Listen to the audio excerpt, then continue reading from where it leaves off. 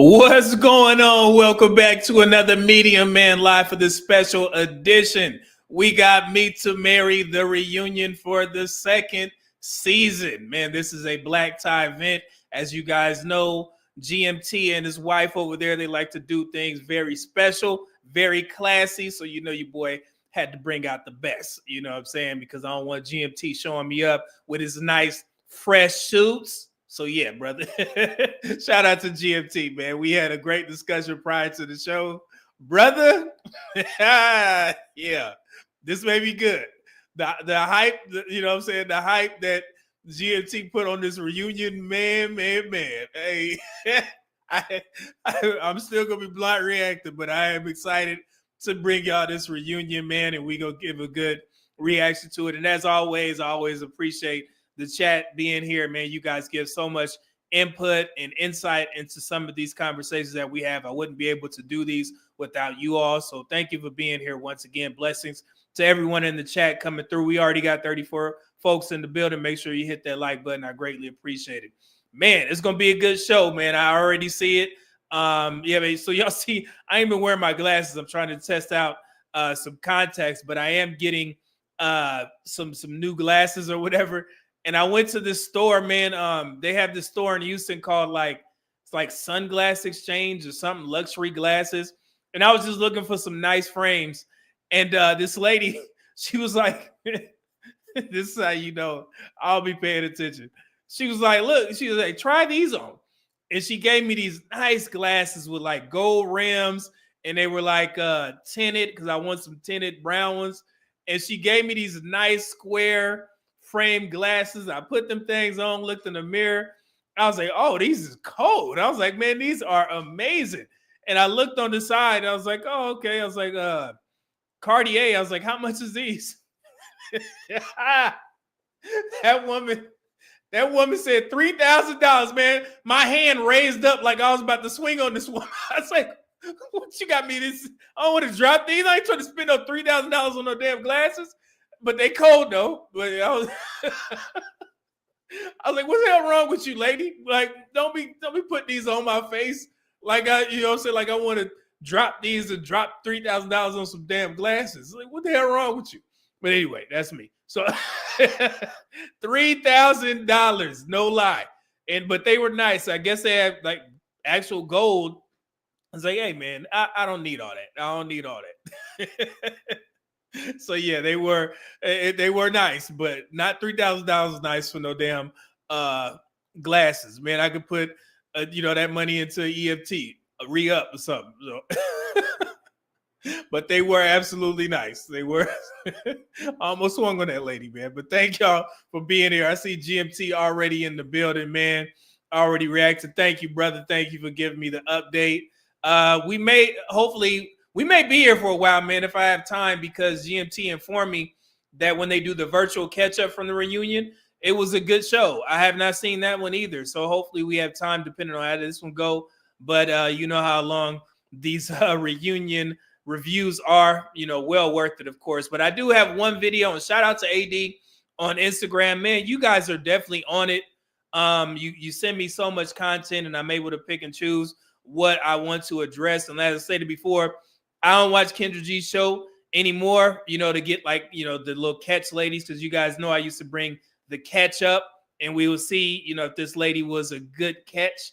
But AD, he actually sent me an interesting video, and in the DM, he said, man, the market will decide. He was like, man, you should talk more about dating because you be spot on. And I was like, let me check out this video. And yes, it is perfect. And also it's for the ladies, because I'm trying to relieve some of y'all stress as well while we do this review. Before we do the reunion, we got to address this video first. But shouts out to AD. I greatly appreciate it, good brother over there. So let me see here. Let me get the super chats. Thank you, Pooh Man, for putting all the links in the description. We got Dante Bryant, always supporting your boy, man. Before we even start the show with the 10 buckaroos. Let's see here. Brother Double M, peace and blessings. What up? What up, though? And then we got True as Dude, $2 super chat, said leg day at the gym. About to finish up. Let's go meet him, man. Yeah, thank you, brother. Yeah, I went to the gym this morning, got a great workout in. So yeah, man, I'm sure you're gonna get to it, man. Thank you, good brother. Again, thank y'all for the super chats, especially we trying to do 3 live streams in a row. I've never done this. I mean, I'm actually enjoying it. So yeah, hopefully you guys come back tomorrow for the travel brief to Dominican Republic, just to give you guys a health a health picture on what's going on over there. So yeah, so it's gonna be a good show tomorrow. Let me see here who else we got. Did I get all the super chats? Let me make sure I'm good to go. Okay, cool. Yeah, I see y'all over there. I see my members in the building. Thank you, Alexander X. What up, though? See, LB the King. I thought you was a member. You said, I know those glasses look real nice, but 3K, I can get my teeth fixed Invisalign with that kind of money. Look it up. Go on Google right now and go to the Cartier sunglasses website. They are nice, but I was looking for something a little bit cheaper. So I couldn't justify that to my wife. So no, $3,000 on some glasses, I get swung on. But yeah. Skinny, what up though? $2 super chats at Meaty Man looking like a bartender at Ray Ray's Boom Boom Room. I would say bartender. I would say one of Ray's hitmans. You know what I'm saying? A bartender. That's wild work. I do kind of look like a bartender. I like that. Let me see. Let me straighten up. Okay, cool. Thank you for the $2 super chat, good brother. Let me see here. Did we get all the super chats? Cool. All right. Now let me get that real quick. All right, Alexander X, what up though? Hit the like button. Thank y'all. Appreciate it. All right, let me see here. We good to go. Okay, so I want to get to this Kendra G video first.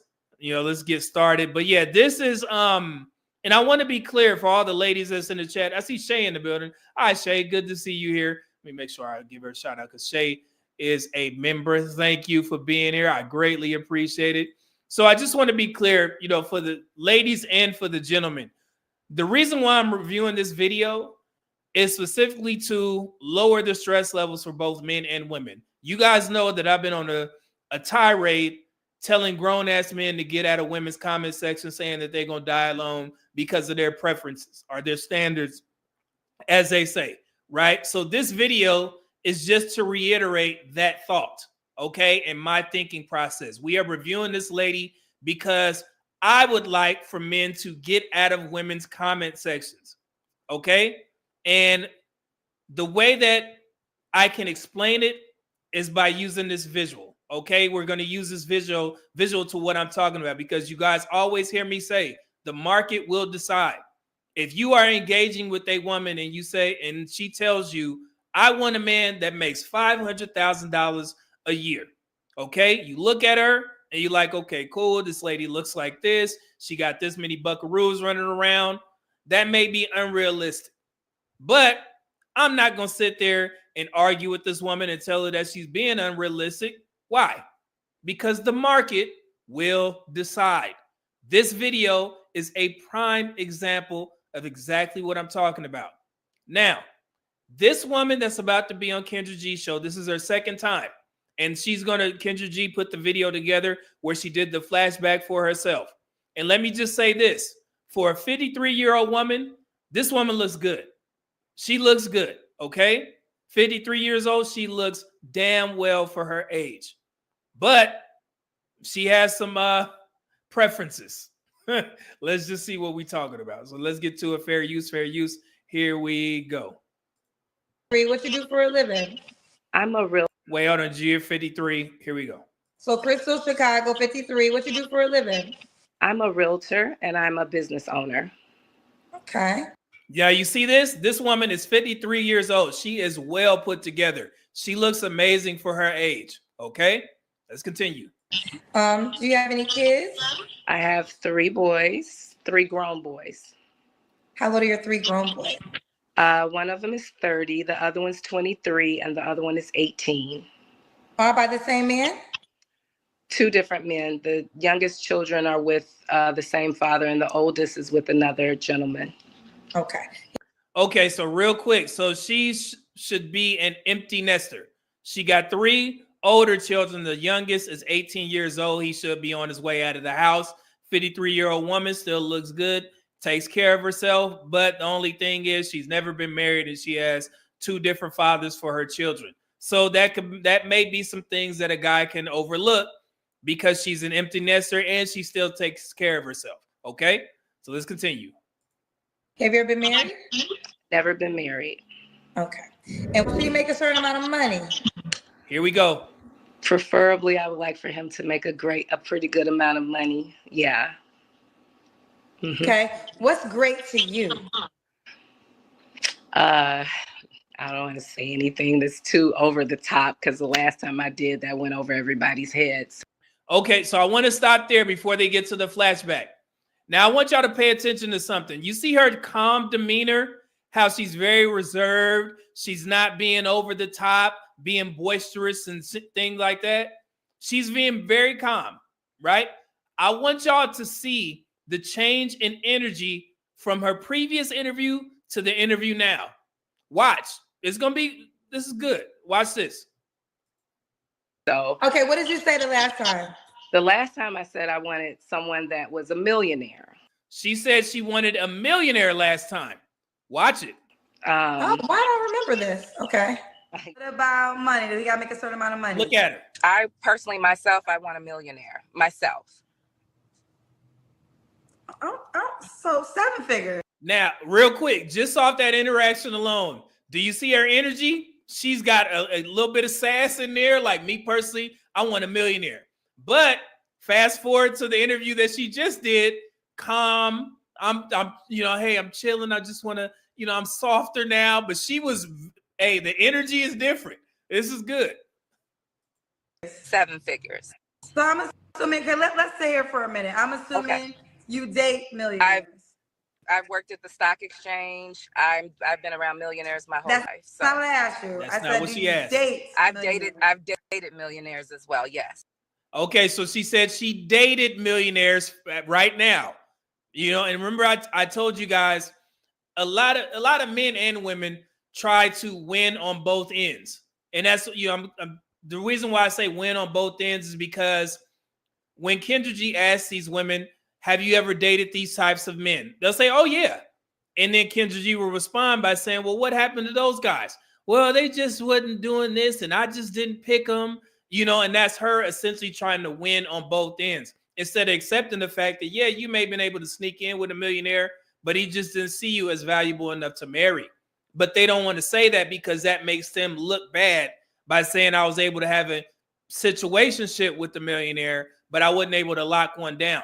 She's going to go into it a little bit more, but let me get to these super chats real quick. Alexander X, hit the like button. Y'all, thank you, brother. Member for 16 months. Greatly appreciate it. And Dante Bryant, $2 super chat, said, yeah, she was mad confident. Oh, yeah. No, watch it. Here we go. So what happened with those relationships? Just didn't work out. Nothing personal. If something doesn't work out, I just let it go. It's nothing personal. I don't take anything personal. I feel like we all are on this journey to live our lives and do whatever we want to do. So when something doesn't work out, I just let it move on its way. You see that? This is her trying to justify why the relationships didn't work. Winning on both ends. Here we go. I feel you. So you dated how many millionaires, you say? I would probably say maybe about 5 or 6. I don't know. I've been doing this journey ever since I was in my middle 20s. Okay. So let me be clear here. This woman said that she's dated 5 or 6 millionaires. Do you know people live their whole lives without standing next to a millionaire? A known millionaire, or even interacting or engaging with the millionaire because they're so rare. I know social media likes to make it seem like everybody getting this bread. But if you look at the statistics, there is a small percentage of people who are millionaires. So for this woman by herself to date 5 or 6 millionaires, that's somewhat unbelievable. However, I don't know this woman, so she can say whatever she wants. I don't know her, but let's continue. Here we go. Okay. So with that being said, 5 or 6 millionaires, and that's a big feat. Not a lot of women, first of all, not a lot of people even meet millionaires, let alone date millionaires, right? Hold on, let me get the super chat. A Brown 499 super chat said, I follow her on IG since the first video to see if she ever manifested the millionaire. Based on some of her content, the results aren't surprising. Oh, she's gonna get to it. She's gonna get to it. Thank you.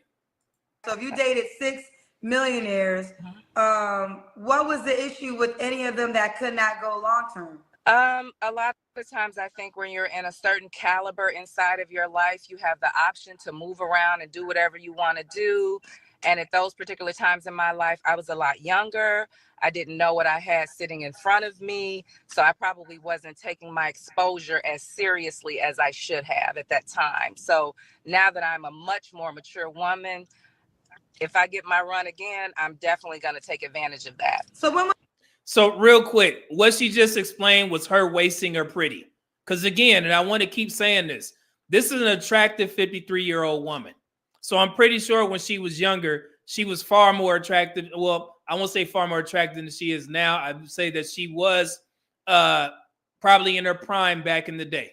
Okay. But she did what a lot of women do. They waste their pretty. They waste their time. That's when you're supposed to be cashing your chips in. You at the roulette table, you win it. You in your prime, you got all these suitors. So essentially she's saying I was dating these high-end men and I just felt like I had more time. I was on my own journey. I wasn't worried about settling down. And I specifically try and tell young women this. If you have the chance to settle down with a good man, don't waste that good man on thinking that you have time. Now, if your goal is not to get married, don't listen to me. But if you want to get married, you might as well go ahead and lock it down while you're young, because you don't want to end up in the same situation as this young lady, okay? Well, older lady, all right? Just listen to her, and this is a good teachable moment for younger women, okay? Fair use. Let's go. When was the last time you dated a millionaire? How old were you? The last time I was probably in my maybe 40s. Oh, so we're saying 10 years ago? About 10 years ago. Okay, so 10 years ago was the last time you dated a millionaire. And now you're saying so what at 51 do you wish you would have knew at 40 so you could have just locked it in? Well, for one, I think that your environment is extremely important. And as I stated earlier, I worked at the stock exchange. I worked at the Chicago Mercantile Exchange in Chicago. Okay. So my whole exposure and my whole everything was the entity of finance and money. So I would tell my younger self to look at your environment and take advantage of the opportunity for the environments that you're in. And don't be afraid to let go of anything that's not serving you properly. So for me personally, at 51 years old, I was just in the presence of a high affluent entertainer. I don't think he knew that I was 10 years older than him. And I told him no. I told him I was not. So real quick, and she's going on a little bit, but she's still trying to reclaim her power, so to speak. I'm the one that dictated what I want to do. I'm going to tell the young ladies, take advantage of the situations that you're in. However, if it's not serving you, then leave it. Again, trying to win at both ends. And you see a lot of that on social media. Okay. She's a prime example of that. She's like, nah, man, I can't lose. Everything was in my control. I let those millionaires go. So it's not, it's not on me. She's good. Here we go. Gonna go home with him and hang out with him personally. So but let's get there, because that's not what you want, though. You don't want to just go home with somebody and hang out. Are you, or are you seeking that? Or are you seeking? No. That's why I turned that down, because that's not what I want. I want respect behind the money. So you see her, the energy, the attitude is there. This is the show before. she got that energy in her. Right. Now let me ask you this. Those millionaires that you dated, were they situations like that, or were you in relationships? They were probably more situationships that. If you let women talk, they end up telling you the truth. You hear what she said? These millionaires I was dealing with, oh yeah, they were situationships. But before that, she said that they were dating. No, ma'am. No, ma'am. You got snuck into by those millionaire guys that you so-called dated, and they let you off. That's all it is. Okay.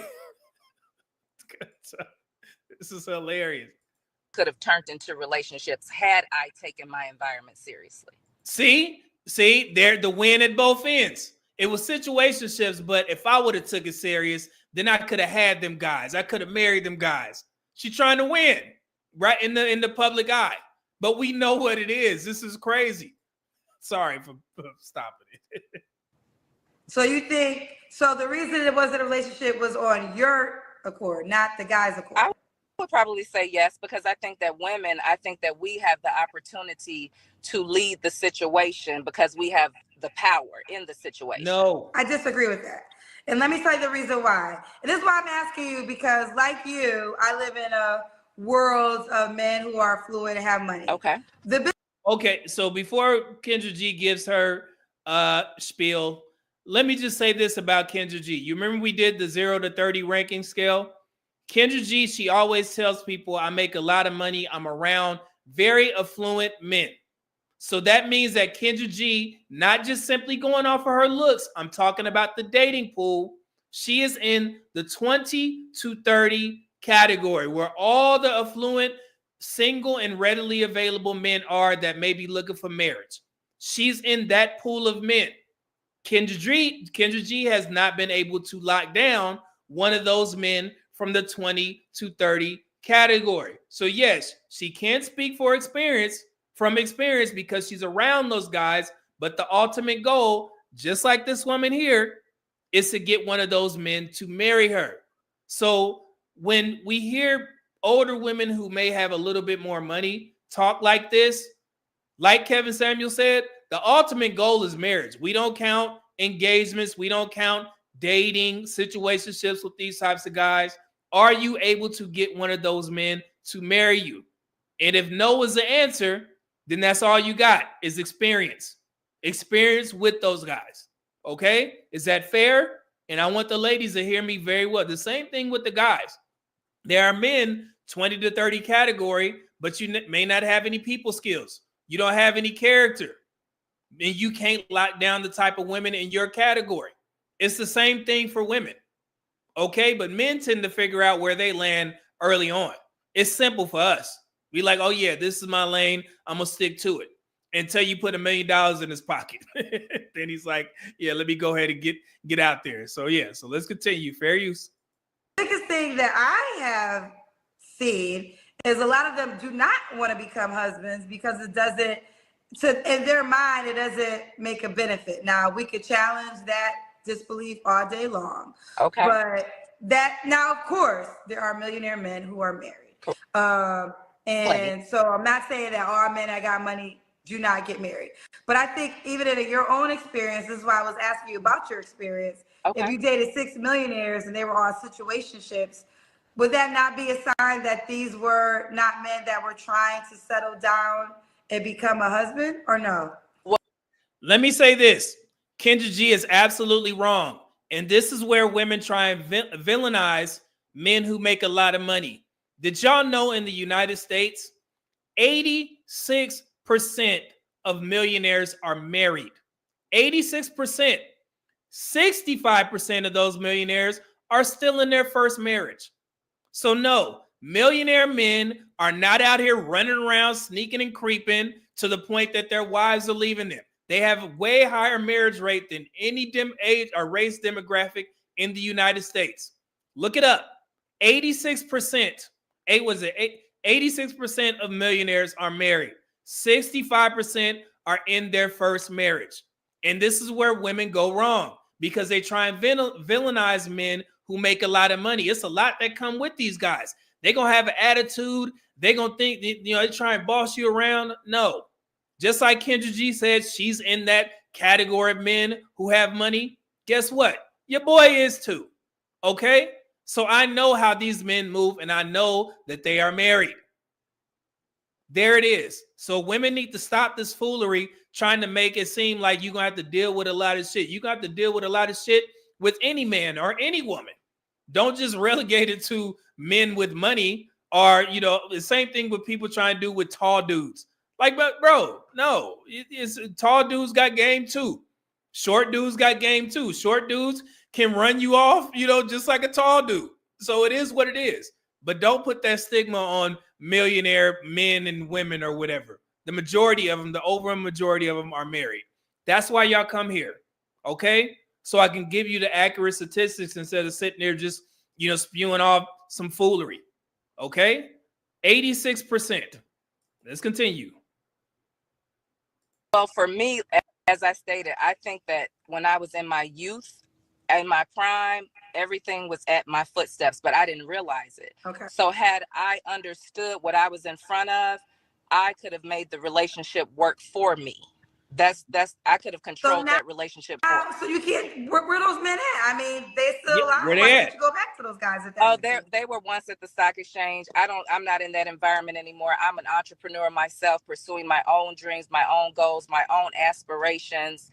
And so I'm totally focused like a deer in headlights with making my business and my real estate industry pop for myself. So I'm not really focused on that so much per se. I'm focused on me and mine more than anything. Got you. Okay. Okay. So if he doesn't make $1 million, he's not an option. No, that's not true. I want a millionaire. But if as long as he is. I hate when these women do that. If you say that you want a millionaire, the only way is up now. If you saying that I will take a guy who makes 500,000, then you saying that your cap is between 500,000 and $1 million. Don't backtrack now. Keep it, $1 million and up. Don't give her so if you met a man with, well, if he made 500,000, then I'll take him. Like, no, let it land there.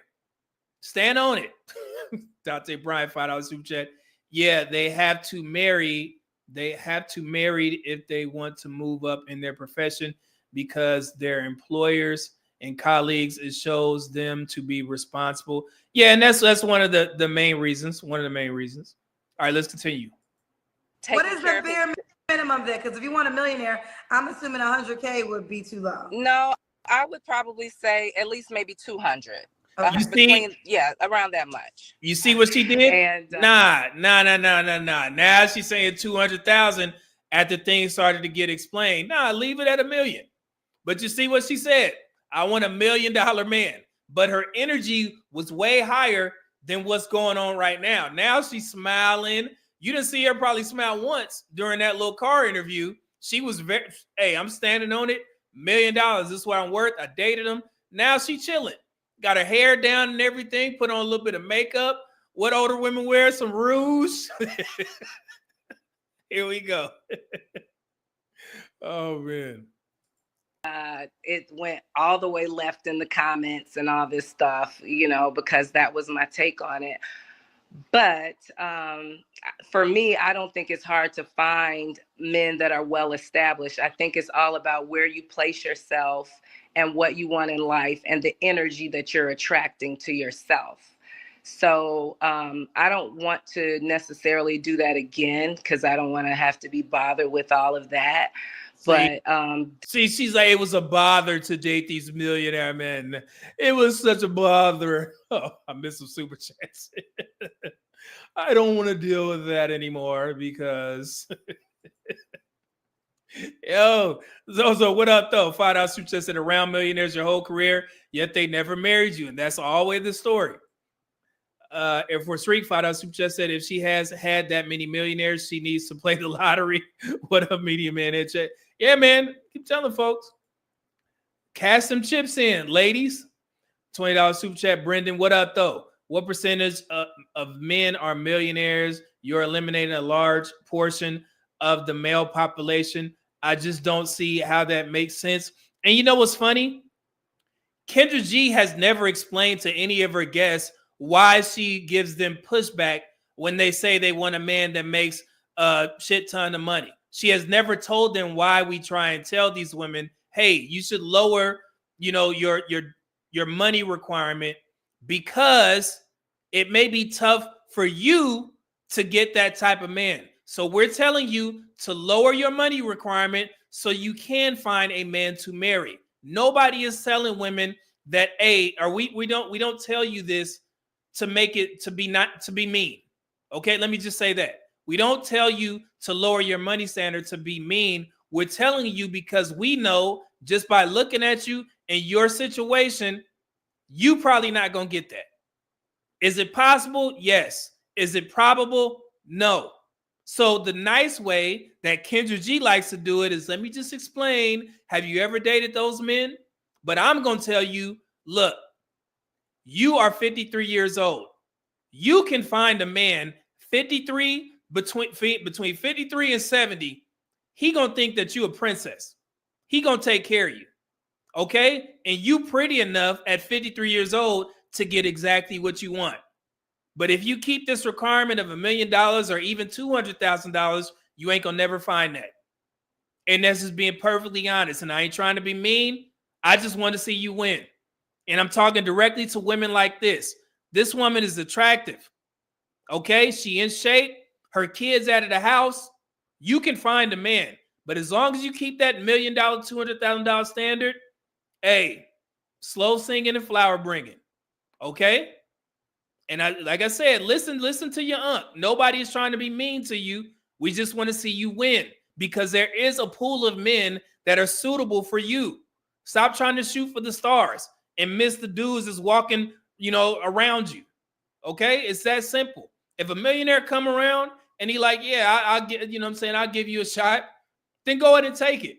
But don't sit there and try and shrug off the dudes that don't make $1 million.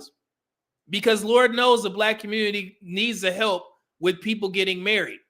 So as long as y'all ladies keep going out there and keep placing these $500,000 standards, and you got 3-4 buckaroos running around, 1-year-olds, 2-year-olds, what good does that do the Black community for you to have those standards based off of the position that you're in?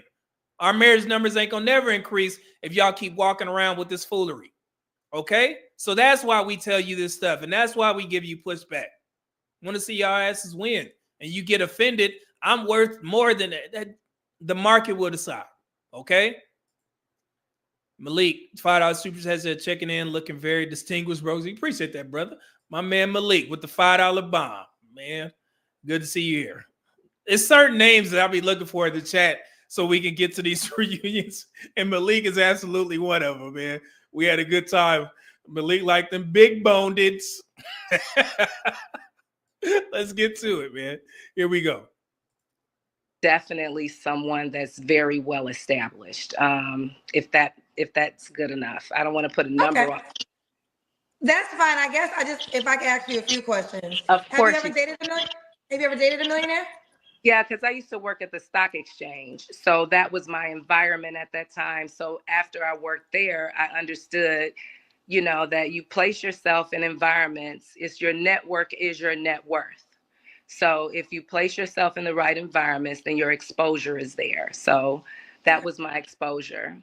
Okay, so now with that mindset. Don't she seem a lot more pleasant than the car interview? Brendan, what up, though? Again, with the $20 bomb, you say, what percentage of men are millionaires? You are eliminating a large portion of the male population. I just don't see how that makes sense. Are you asking the question, or are you just saying that? Because it's between 1% to 3%, if that's what you're asking. Okay? But like I said, 86% of millionaires are married. So keep that in mind. Let's continue. And I do agree. Like you put yourself in those environments. Are you doing that now? Let me say that 86% of millionaires are married, and that includes men and women millionaires. So, and it's far more male millionaires than women. I don't have the numbers right in front of me, but if I had to guesstimate, I would say it's about 80-20, 75-25, somewhere around there. Okay, it probably mirrors the $100,000 earners. 25% of men make $100,000 or more, and 12% of women make $100,000 or more. Okay, let's continue. Yeah. Oh, yes, for sure. I'm a realtor and a business owner, so I'm only going to the places that are going to help me advance my businesses. Okay.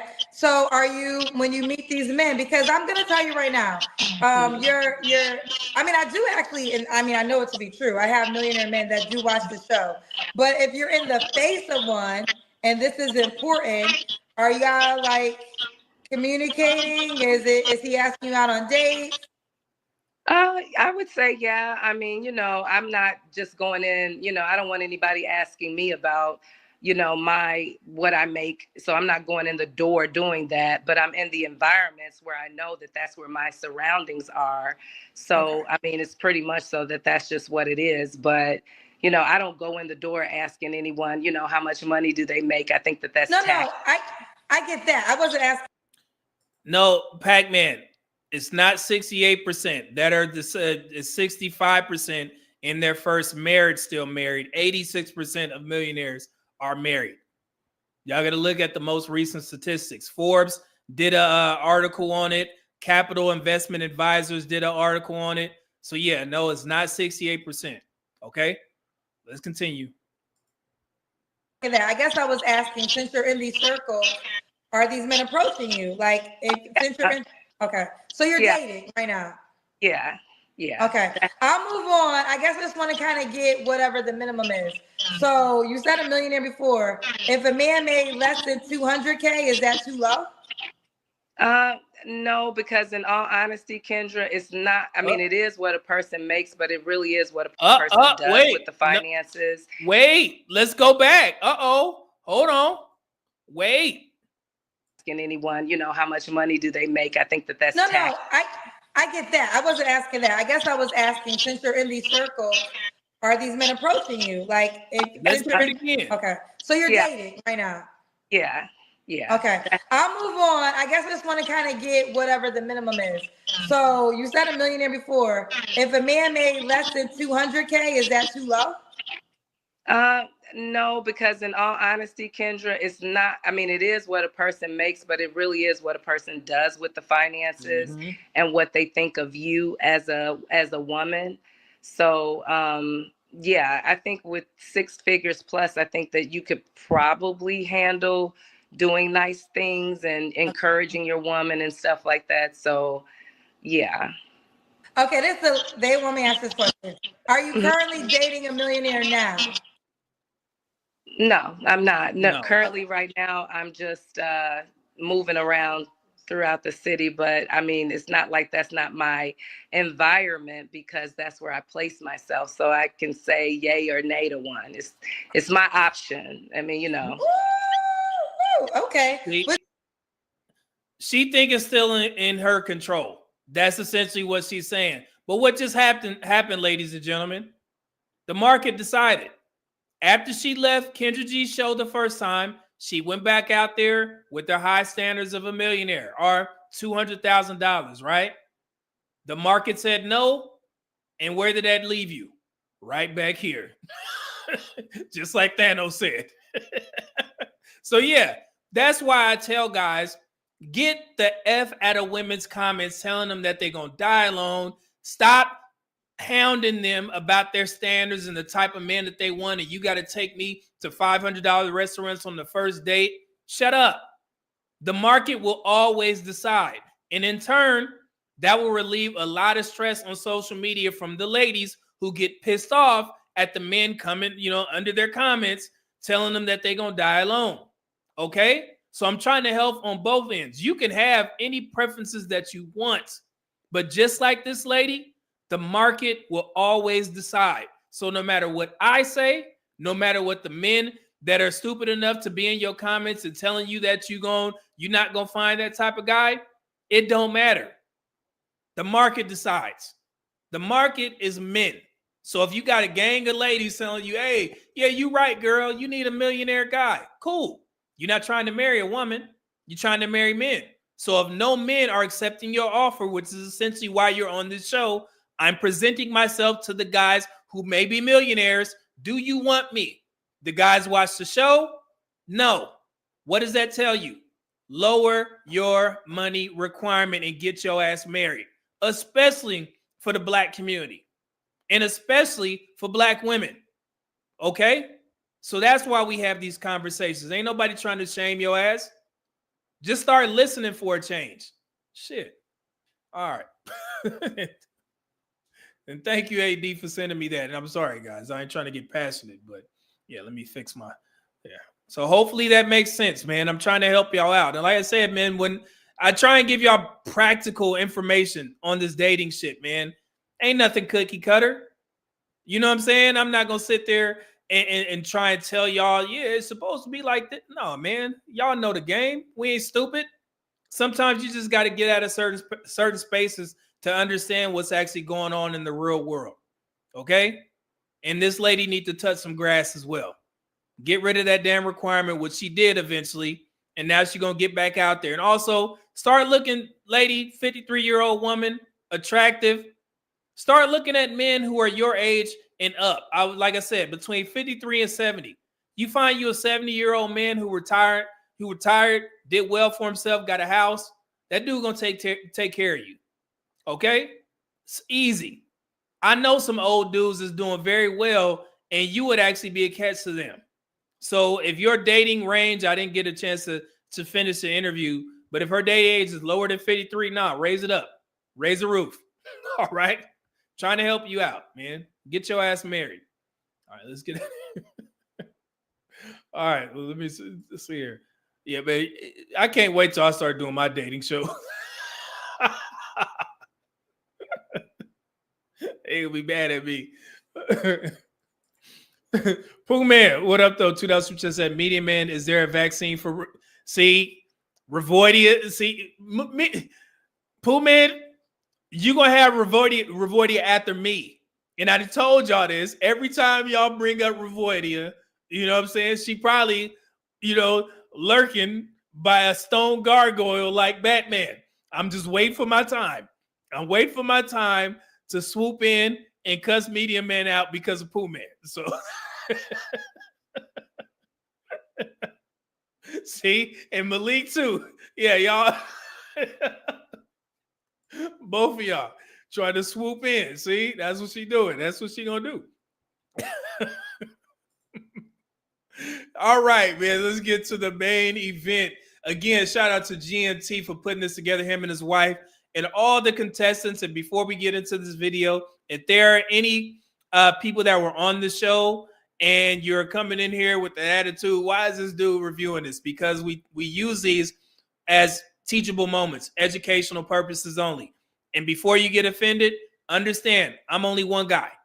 So don't put too much stock in me. If you get something out of it, cool. But if you find yourself getting offended based off of something you said and the way that I interpret it, don't. I'm just one dude. Okay? Got a mic, got some cameras and shit. Background look cool. At the end of the day, you're going to do what the hell you want. All right? So I'm just doing this because I definitely support GMT. I support him and his wife. And I love the content. And I love giving these, jewels and gems that I probably learned over the, past 45 years and passing them down to y'all. And the chat seems to give out great advice as well. Okay, so I just want to put that disclaimer out, which I always do for the pop the balloons and whatever. I'm just one guy. Okay? Yeah. Looking like a waiter. All right, so without further ado, fair use. Let's get to it. Hey, hold on. I'm going to let it play a little bit. And then I'm going to see if the audio's good. Here we go. Charlotte, North Carolina, a city of energy and charm. And now, more drama. Did y'all hear that? Where Pooh Man at? One in the chat. Let me get a one in the chat. Let me get a one in the chat. Make sure the sound is good. Let's see here. I'll wait. Oh, there we go. Skinny got me. Okay, here we go. Let's get to it. Fair use. We got the beautiful. And I have my lucky bachelor. We are with the lovely, curvaceous, vivacious. So how about you? Is it a yes? Yeah, so I decided to go and choose you. All right, y'all. Looks like we got a connection. I'm loving it. There we go. You thought it ended at the final choice, but tonight, the real. Hey, you see? This is why I dress up. You see what I'm talking about? This is why I dress up for the MEET2MARRY reunions. You see how GMT coming? Yeah, I know the game, brother. You're trying to show me up on my own show. I get it. You clean up there, but you ain't got to do all that. You know what I'm saying? You see how they do? They always trying to get me. You know what I'm saying? Even GMT. Hey, that brother looks sharp up there, ain't he? Cold. All right, here we go. Drama begin.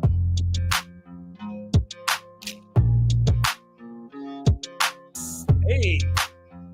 green though. There she is, Belinda.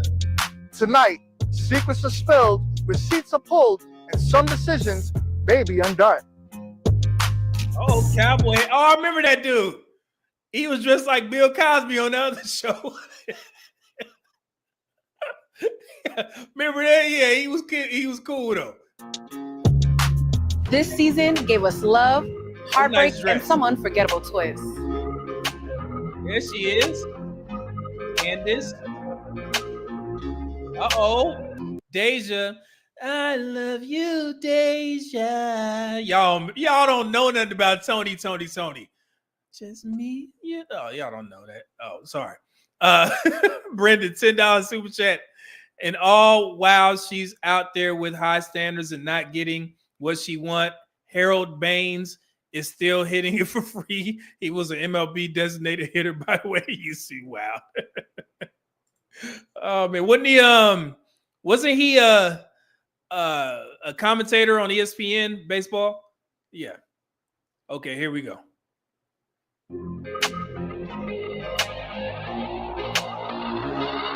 Arian, he was cool. So grab your popcorn, because this reunion is about to get messy. Okay, Amber.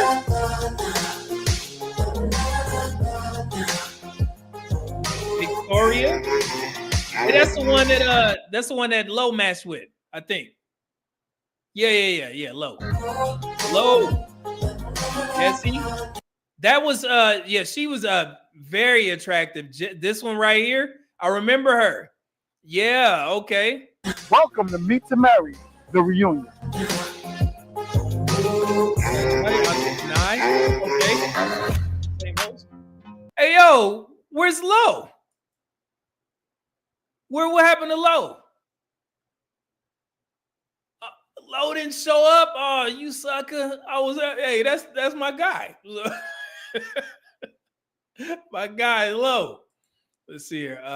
Dante Bryan, $2 just said, just as sure as my name is Dwayne. Yeah, man, rip, man. Rest in peace. That's crazy. Here we go.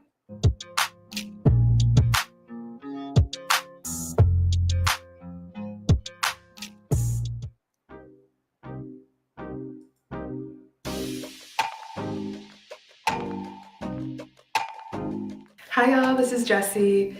I was on season 2, episode 1 of Oh wow, I didn't know she had that many tattoos. Okay. MEET2MARRY, and we're here at the reunion. I told y'all she is a pretty young woman, right? I'm most nervous about kind of seeing everyone again. I know that there were like comments, so I watched season 1's reunion, and there were like a lot of negative comments that were brought up from the comment section. So I'm a little nervous about that. I haven't read the comments, so nervous to hear what people had to say, but I'm sure it'll be good. All right, my name is Justin. I was on season 2, episode 3. Okay. And what I was most nervous about, it was probably not knowing, it was right before coming out to see the young lady in the interview. I was like, not knowing what she might look like, if she'd be attractive or not attractive. So I was pretty nervous on meeting her, but she was pretty, so it worked out. My name is Belinda Cohen. I was on episode 5, season 2, and I'm not nervous at all. I'm glad to be here. Yeah, so Belinda, that's Chris lady. I seen their date. I told GMT this. I did watch that video. They actually went on the date. They videotaped the date. They're gonna be good, from what I gather. Nothing that bet not change, because I'm gonna be pissed off. And I told GMT that. But yeah, her and Chris, my guy. Hey, my name is Keon, aka also known as Keys. I was season 2, episode 1. And as far as nervous, I don't think there's too many nerves. I think I'm confident about the decisions I made and the decisions I have made, and just in general. So I think I'm pretty confident. Okay. How you doing? I'm Tariq Stokes. I am from season 2, episode 3. And what I was most nervous about was just the overall experience itself. I never honestly been on a platform like this. And even though I do have a strong background in acting, just being in this type of environment, as far as like, meeting a lady of interest for me, that just kind of threw me off doing it in this style, I'll say. So, yeah. Yeah, so I remember that it's all coming back to me as I'm seeing them come out. So Tareen, he was a young man that got called back by Aisha too, right? Y'all remember that? She had disqualified him because he was her type. She wasn't trying to date her type, so she disqualified him. But then she didn't match with the guy that she was the last one, and she called him back, and he said no. I remember that. Okay, yeah, all right. I should have did my homework and went back. Yeah, that's probably what was most nerve-wracking about it for me. What's good? Hey, that's a cold suit. Now you see that? That's custom made. You ain't getting that off Macy's rack. None of that. JCPenney's can't handle it. You got that dark emerald green. That's cold, man. I like that. You already know. We're here for the reunion. I was on season 2, episode 4. Am I nervous today? Not really. I look forward to it. I know the comments, they was going crazy, so I look forward to answering some of them questions. Yeah, that's about it. Hi, my name is Deja. I'm 28 years old. I was on season 2, episode 4. Okay. What I'm really nervous about today, just the questions they might just ask me. That's about it. But all right. Other than that, we're going to get through with it and keep it pushing. Here we go. I'm most excited to see everyone. I feel like, backstage, the ladies were very cool. So I'm excited to hear about what they've been up to. Keon, obviously, excited to see him again. And excited to see people from the other episode and hear about their experience. Say, the producers, Shay, she's been awesome. Shay in the chat. Oh, let me go over. I always have it on the starred comments. Hey, thank you, Mona. I didn't know Mona was in here. All right, Mona is in the building. What up, though? Shay is in here. Said Amir looked amazing. Bow tie matching the jacket. Yeah. Shay, one of the producers. All right, that credit. Put that on the resume. Let's get to it. She's very great with communication. So I kind of like working with her and how she handles business. So I would say Shay and the whole production crew. Today, I'm most excited to see everyone, just to see them in person. And I think it's going to be exciting to see. She seems so happy. I want to give Belinda a hug, man. I know she's nice. She's nice, man. Let me get a hug, Belinda. You know what I'm saying? Sorry, Chris. I just want to give her a hug. That's it. That's all, brother. Match faces in person with names and people that have been on the show before. I guess I'm excited to see everyone. Not a specific or particular person. Jess, of course, looks great, and I'm just excited to see everyone. I'll just say I'm excited to see one of those. One of the. Did he say one of the? Now let me not say that. What did he say? I'm excited to see something. Great, and I'm just excited to see everyone. I'll just say I'm excited to see one of those. One of the hosts. Did he say? Am I tripping? He said the host. He's looking forward to see the host. Okay, brother. All right, let's get to it. He tried to shoot a shot. You ain't low, man. You see how you doing? You sneaky. Look at that sneaky ass smile. That's what your ass. Yeah, I know the game, brother. You trying to shoot the shot in public so people can tell the woman host that you said it so she can come after you. You ain't slick. I know the game because I would have did it. Fair use. Yeah, I'm just happy to be here, man. I'm blessed, man. And it's just good to be here and see the show still going, honestly. That's what I love the most. I'm the most excited to see, I did befriend a girl named Amber. That's my girl. Amber, okay. And just to see everybody else in different, episodes and see how everybody mingled and stuff outside of this production. Here we go. I like that intro, man. Yes, I look good. I'm ready. Yes, I'm very much ready for the reunion. I think it's going to be a good experience. I think we're going to have some good dialogue and kind of see what's happened in the past, couple weeks since we've done the episode. I am so ready for the reunion today. I think it's going to be an exciting time and a true reunion. Hey, don't y'all just start smiling when you see Belinda come up, man? You start smiling, goodness. Her and Chris, man, hey, they better get married.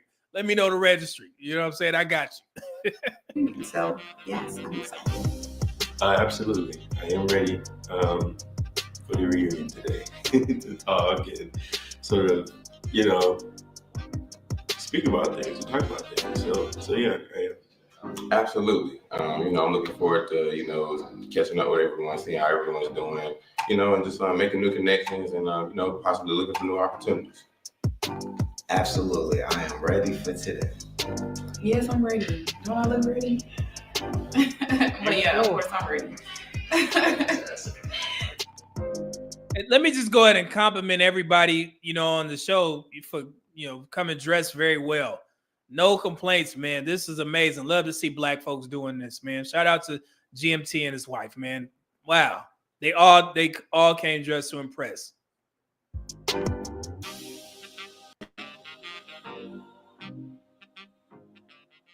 Welcome to the Season 2 Meet2MARRY reunion show.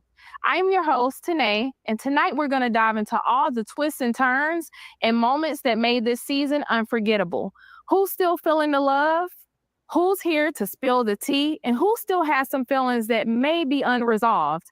We're going to find out tonight on the Season 2 Meet2MARRY reunion show. We go. Thank you all for joining me tonight. Y'all look amazing. Give yourself... Man, look at that stage. Oh, that's nice. Shout out to you, GMT. Man, I like that layout.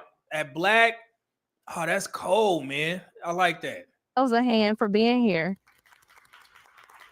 So listen, we're going to have fun tonight. We're going to have a conversation. But before we do that, let's introduce ourselves and let everyone know what season you were on. Let's start to my right. Hi, y'all. I'm Jessie. I was on episode 1. I'm Keon, episode 1. Okay. Hi, I'm Candace, episode 4. Hello, Justin, episode 3. Hello, I'm Belinda, episode 5. Hey, I'm Victoria. I was in episode 2. What's up, this is Nair. We're episode 4. Hi, I'm Amber, episode 4. Sorry, episode 3. Hi, I'm Deja, episode 4. Awesome. So as you can see, everyone was not able to join us tonight due to scheduling conflicts. But as they say, the show must go on. So y'all, we all know the show was on YouTube. And so we pulled some of the spiciest comments. Now, I am going to give you all an opportunity to respond to some of those comments. If not, we'll just keep going. The first comment was for Keon in episode 1.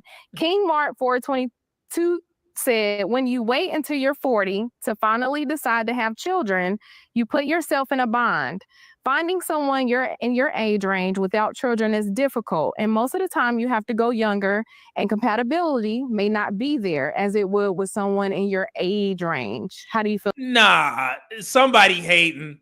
That's just a way to shame a man for waiting a while to have kids.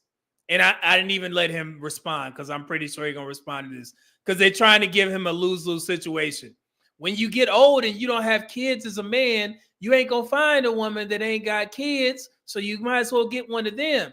But if you go younger, then you're not going to be compatible with a younger woman. Shut up. Shut up. We know the game. He did the right thing, okay? If the brother didn't want kids, he just ain't going to have kids running around there just because. Let him get older, and men can shoot him out as old as they get. Stop using this ED thing, erectile dysfunction. It is very rare, and it's gonna go. I'm gonna start talking about health, but no, he tried to give him a lose. You waited to shut up. He'd be all right. Stop. Let's continue. Feel about that? I mean, it's their opinion. I put myself in a position to where now I'm comfortable with having kids. Yeah. I have a huge family. I have 14 nieces and nephews. Okay. So I didn't want kids at the time. Yeah. So yeah, I'm in a great, healthy place now to where I'm just able to do it. It's time. It's time. Okay. Perfect. There we This go. one is for Justin. Number 2 had the best chemistry with her, and we will definitely unpack that actually later on in the show. So Lo actually could not join us today, but there was a comment for him. Okay, he's already given red flags with me. Chick should not be in his vocabulary. You can't say, well, I do tell y'all, stop using, hold on. I say Brian Files just said, nah, he can date younger because that's his prerogative. Stop trying to hate on brothers who wait to have children just because you can't. I mean, come on, man. Listen, be nice.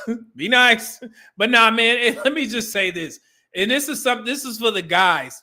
I see a lot of discourse in these spaces, relationship conversations. Men want to date younger. We understand that. But if you date significantly younger, you know what you're going to have to do? You're going to have to teach that woman something. Okay? Because there's certain things that she may not know how to do.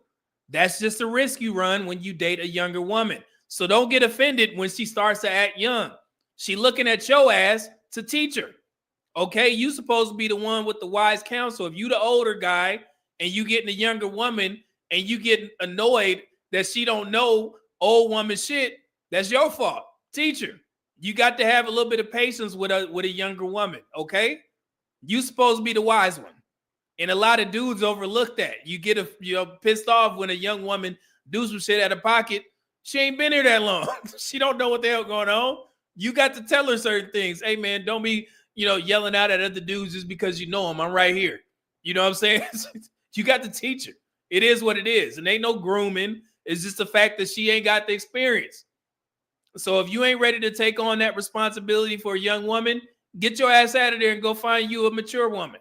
All right? So yeah, I got to say that, man. Y'all be missing that part out. I want a younger woman looking at her tight body and shit and not, forgetting that this woman's still young. She don't know. Let's continue. That was in regards, I guess, to Victoria. Keon, this is back to you. Your decision was based off the other 2 ladies having kids already. Stop capping. So they came for you, brother. Okay. Taurine, I'm glad he rejected her after she rejected him. Oh, and we yeah, will there unpack it is. that later on in the There show it as is. well. Oh, Vernon sorry. also could not be here with us, but his comments were, having a 3-year-old at 44 is crazy. I'm 45 and my boys are 21 and 19. Who had a 3-year what? Let me go back. I'm sorry. Him. And we will unpack that later on in the show as well. Vernon also could not be here with us, but his comments were, having Vernon. a 3-year-old at 44 is crazy. I'm 45 and my boys are 21 and 19. I forgot which one was Vernon, but man, you can't tell people. I mean, people swear that their lives is the blueprint. You don't know. Jesus. Oh, okay. All right. Thank you, GMT. I'm glad I switched over. GMT said Vernon was on.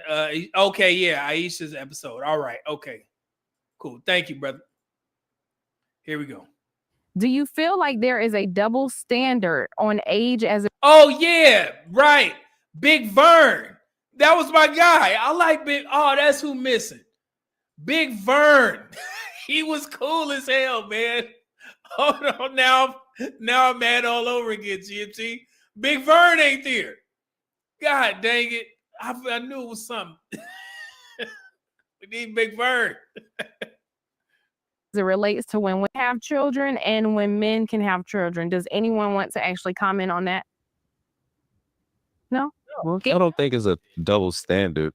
Man, I hope I don't get in trouble for this, but usually women are kind of in their prime to have children in their early 20s and early to late 20s, where a man usually is not financially stable until he's, in his 30s and 40s. So if a man chooses to make sure that he has the financial stability to take care of his kids, he probably will wait until he's a little bit older to have kids, which is, in my opinion, smart.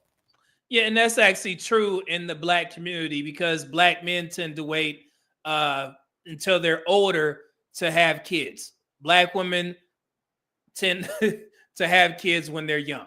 Okay, it is what it is. But also, it's not just that. The double standard is not necessarily a double standard. is just biology. We all know that, high risk pregnancy for women starts at 35. Okay, so the longer you wait, the more risks you take with getting pregnant. That's not to say that it doesn't happen. Women always like to bring out some celebrity that had a kid at 50 years old and shit like that. These celebrities got a gang of money, got all the care in the world, 3-4 doctors can make sure she good. But the reason why people say that you should have your kids when you're young is because you got most of your eggs, they're not all gone, and then you won't have that many risks if you wait until you're older than 35. So it's no double standard. You shouldn't get offended. You should get if you're going to be mad at somebody, be mad at biology, okay? It just is what it is. And as I stated before, men can, what actor just had a buck? Who's that? Al Pacino? Al Pacino, all of 80, 90 years old and just shot out one. Shot out some baby making material, right? Ain't that, am I tripping or not? So yeah, men can do that shit, for years and years. It is what it is. Okay. Let's continue. Oh, it's Robert De Niro. It was Robert De Niro. Yeah, one of them. And Al Pacino. Both of them at Buckaroos. Creative Buckaroos. Okay. Let's continue. Both amazing actors in my top 10. So, all right, let's continue. That's fair. I like that perspective for sure. So episode 3, they didn't have a specific person, but it does say, I don't know. I'm starting to think the discussion of having kids within the first 5 minutes of meeting someone is stopping a lot of people from being with their person. That's an interesting statement. We'll kind of unpack that a little later in the show as well. And then the last comment was for Amir. This guy is so nervous with very shallow questions. What's up? He didn't have no I don't remember him. He was pretty cool. He was nervous. I remember that. But he was cool. How do you feel about that? Honestly, like, I really don't even know why I was nervous, to be honest. I've been doing motivational speaking for years, you know what I mean? So I took that hiatus, and then the camera just, and then, you know what I mean? So it just, I don't know, I was just nervous for the camera. That's it. Okay. Well, thank you for diving into that. So they lived it. Is that me? Oh, no, it's audio. Okay. They went through it. Now it's time to dive into these questions that everyone has been waiting to ask and to answer. So, Jesse, how are you tonight? So on your episode, you seemed like a very calm, even today, calm and chill. You mentioned that you were a therapist. I'm a therapist. So seeing clients. See, so y'all remember her? Like, oh yeah, she was covered up. Like I said, I didn't know that she had that many tattoos. Either way, this is still a beautiful young woman. Okay, let's continue. Throughout the week. So my question to you is, if you were your own therapist, why do you feel like you were single before the show? I feel like I can be a little bit picky. Being a therapist and having worked through a lot of my own stuff and being at peace within myself, I feel like I notice red flags a lot sooner, and I remove myself from situations like that a lot sooner than I would in my early 20s. So I think I'm single just because I am waiting for somebody who is up to par for what I'm looking for. Amen. Okay. I like that. Up to par. Always, my level up to par.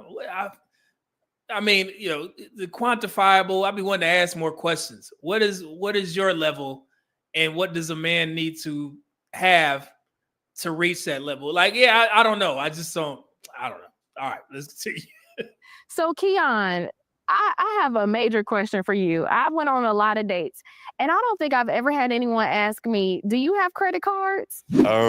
Any credit cards? Hey. Yes. Keon, this is definitely a step up from what you had on in that first show, brother. Respectfully. Brother, you look like Heathcliff Huxtable. Man, I'm glad you put on the cowboy hat this time, man. Hey, yo, bro, get rid of that shirt, man. Put on something white. I remember that. Do I have credit cards? Credit cards? Yeah, Yes. do you got credit cards? Yes, I have credit cards. Yeah. I mean, So I'm curious to where that came from. Were you scammed before, or dive into that? No, I think the question, I definitely asked the question because when we were connecting, that was my choice. That was my pick. I think I asked when I was talking to Britt at the time, Mm-hmm. and she mentioned travel.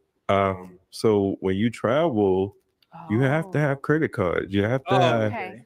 because you don't want to go to a foreign place and be stranded when they don't take cash. And I've been in those scenarios where they don't take American cash or certain forms of payment. So a credit card is kind of your best solution. So So honestly, I thought he was asking if she had credit cards because of credit card debt. And I think he mentioned money or something like that on his episode. So I thought he was just kind of fishing, like, man, you got credit cards. Do you got any credit card debt? I didn't know that he was talking about travel, but okay. that was because we talked a lot about travel. So Okay. That makes sense then, because I was a little worried a little bit. But good, that was a good question though. So Tareen, you seem like a real smooth operator. Okay. It looks like you were winning over the ladies in the comments. So are you still single? What's your current status? I'm still single. Okay. Okay. Oh, he's okay. Are you mingling or dating? Hey, that brother know what he did. You know why I'm here. Hey, he leaving there with something. Me looking at that host. Hey, he good, man. He like, hey, I'm still single. Let me go ahead and look at you dead in your eyes, host, so you can get my meaning. I'm single. What about you, sister? I see the game. I like him. That's a good brother right there. He's good. He's sneak. Wouldn't that look like? Oh yeah, I'm definitely dating. I'm dating with intention, dating with purpose for sure. And I must say that I had an opportunity to meet a very intriguing woman following the episode that I was on, and she taught me a lot about myself and a lot about what I definitely want in my partner. So I appreciate her for that. That's amazing. Okay. Well, thank you for that. Belinda, how are you? I'm doing bad. There So, she is. what's the tea with you and Chris? Are you all still together or? Chris. I'm just kidding. You know what? Wait, hold on. You know what? I was like, am I saying something wrong? Listen. Wait. That said a lot. Well, that is amazing. So, what transpired after the show? How did that go? Was it a Go smooth back to her. transition or? No. Well, That looked like, was that Chris' face on there on our fan? Hold on, we got to go back. God dang it. Here I go. Let me see that again. I'm doing bad. So, what's the tea with you and Chris? Are you all still together or? Chris, yeah. I'm gonna try and pause it. Let me see if I- You know I'm good. what? I had to. You know what? I was like, am I? Hey, yo, I think that's Chris' face on that fan. Oh, okay, man. I was getting scared. Whew. I thought something had happened. Hey, don't be scaring me like that, Belinda. Y'all better be rocking and rolling. Hold on, man. That's cold. Look, she got Chris' face on the fan. That's cold. I saying something wrong? That's whole. Look at her. Listen. Yeah. That said a lot. Well, that is amazing. So, what transpired after the show? How did that go? Was it a smooth transition or? Well, immediately following the show, when the cameras went out, I noticed that he immediately began to take care of me. Wow. He wanted to make sure, let me get you to your car. Do you have a coat? Can I put it on you? He waited till I pulled off. He was like he stepped up immediately. So that intrigued me. And we talk every day. We've been on a couple of dates before we went on our real date. And he is a great guy. He's like the person that I prayed for 2 weeks before the show. Like, yeah. So, but for all those people out there that had the long list, I only had two things. And it was someone who I had chemistry with. Okay. And someone who was innately good person that would do the right thing when no one was looking. And when you have that, it covers so many of the other deal breakers. Like he's a great person and he had chemistry. So I love that for you. So, do you see? It may be too early, but do you see wedding bells down the line potentially? definitely. Okay. I think that I think that if we really look at things, I like to hear we that. can make things work with anyone.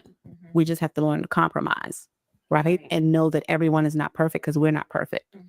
And so Yeah. I can marry any of y'all. I don't like that, Belinda. That's amazing. Well, congratulations. Stay with Chris. We don't need everybody. We just need Chris and you to go down that aisle. To you too. I wish you all prosperity in that. So Keon, back to you. You seem like Why are they mad at Keon? He been getting all the attention. you had a detailed list of what you wanted in a woman. You were very detailed. And so I know that kids was a common denominator on why a lot of men were passing on the women that they were choosing from. Right. Is that something that you would probably reconsider in the future? Is that still a deal breaker for you? Well, a woman with kids? Well, it wasn't a deal breaker then. I think with the first contestant, I don't remember her name, I'm sorry. She didn't want any more kids. And she was happy with what she had. I remember that. And then Britt, she had, I think her kid is 2 or 3. So the focus would have been there. Yeah, and he's right. That makes sense. Why was people upset with that? That's a young runaround. You got that's one of them kids that you got to tell not to touch my fine glass or crystal that's sitting on my coffee table. That's a young runaround, okay? So he like, man, I don't have kids, and this one young, so nah, that makes sense. Well, who gave this dude smoke for that? That's common sense. Like, what the hell? So it wasn't a deal breaker that she had one. It's just that my timeline is a little bit more is more closer than I guess theirs were. Okay. So no, it's definitely not a deal breaker. My dad has adopted, my grandmother has adopted. Yeah, so he open. On both sides. I would recommend it, but he's open. So so no, it's definitely not a deal breaker. Okay, good. Thank you for clearing that up for us. Amir, how are you? Good. You look great. Here we go. Amir, yeah, cold suit. Let me see. Thank you for breaking the drought. Air Force Rig, $5 super chat said the lady in red in this frame has a lot of tats. Yeah, I didn't know that she had that many tats, but I don't know. I forgot how old she was. I think she was younger. Yeah, she was one of the younger ones on the show. But I know women in my age range, they were heavily influenced by rappers like Eve. You remember, rapper Eve? She's doing very well with her husband, or they're very rich. But back in the day, Eve was with the Rough Riders, and she was like, it back in the day. But she had these paw print tattoos. I don't know if she still have them, but she used to have these paw print tattoos. Women in my age range, about 45 or something like that, a lot of them have those paw print tattoos because of Eve, or they got tattoos because of those rappers back in the day. But what they didn't understand is that most men don't like women to have that many tattoos, if that makes sense. And they didn't do it just to spite men. They were just with the trend back in the day. But when you get older, then it starts to show a little bit more like, damn, man, these men saying that they don't like all these dang tattoos. Like you see every time we do a review, a woman will come up here with a chest tat. And the first thing that the men will say in the comments, oh, man, she got that big ass chest tat. It's a no for me. Or that big ass neck tat, or a whole leg is tatted up. But they didn't do that thinking for the future. You understand what I'm saying? So yeah, you can ding them for that and be like, I'm not gonna date a woman with tats. But just understand, I think I can speak for the ladies here. They didn't do that to spite men. I don't care. Some women do it, but not the majority of them. No, they didn't know that it was going to affect them on the dating market as it does now and present day. So, what up though, AK? I don't want to butcher your name. 499 super chat said mad at Keon for having his own dear future wifey list is crazy work. That's funny, dear future wifey. But yeah, so the dudes, and it's a lesson for the younger ladies that may be watching. That may be something to consider. Of course, you can do whatever you want. The new term, decenter men. If you want to decenter men and say I'm not gonna do anything for men and I'm gonna do what I want, perfectly fine. But if you listen to your unk, I'm telling you that may affect you in the future if you're trying to look for a quote unquote good man. Just take my advice. Air Force Reef, $5 super chat said the first time I saw paw prints on a woman, I was watching a movie as a youngin that I was supposed to be watching, that you wasn't supposed to be watching. Okay, see, there you go. Hey, you in there. Booty Talk 66. I know you. I know you was watching Booty Talk 66. I know the game because I watched it too.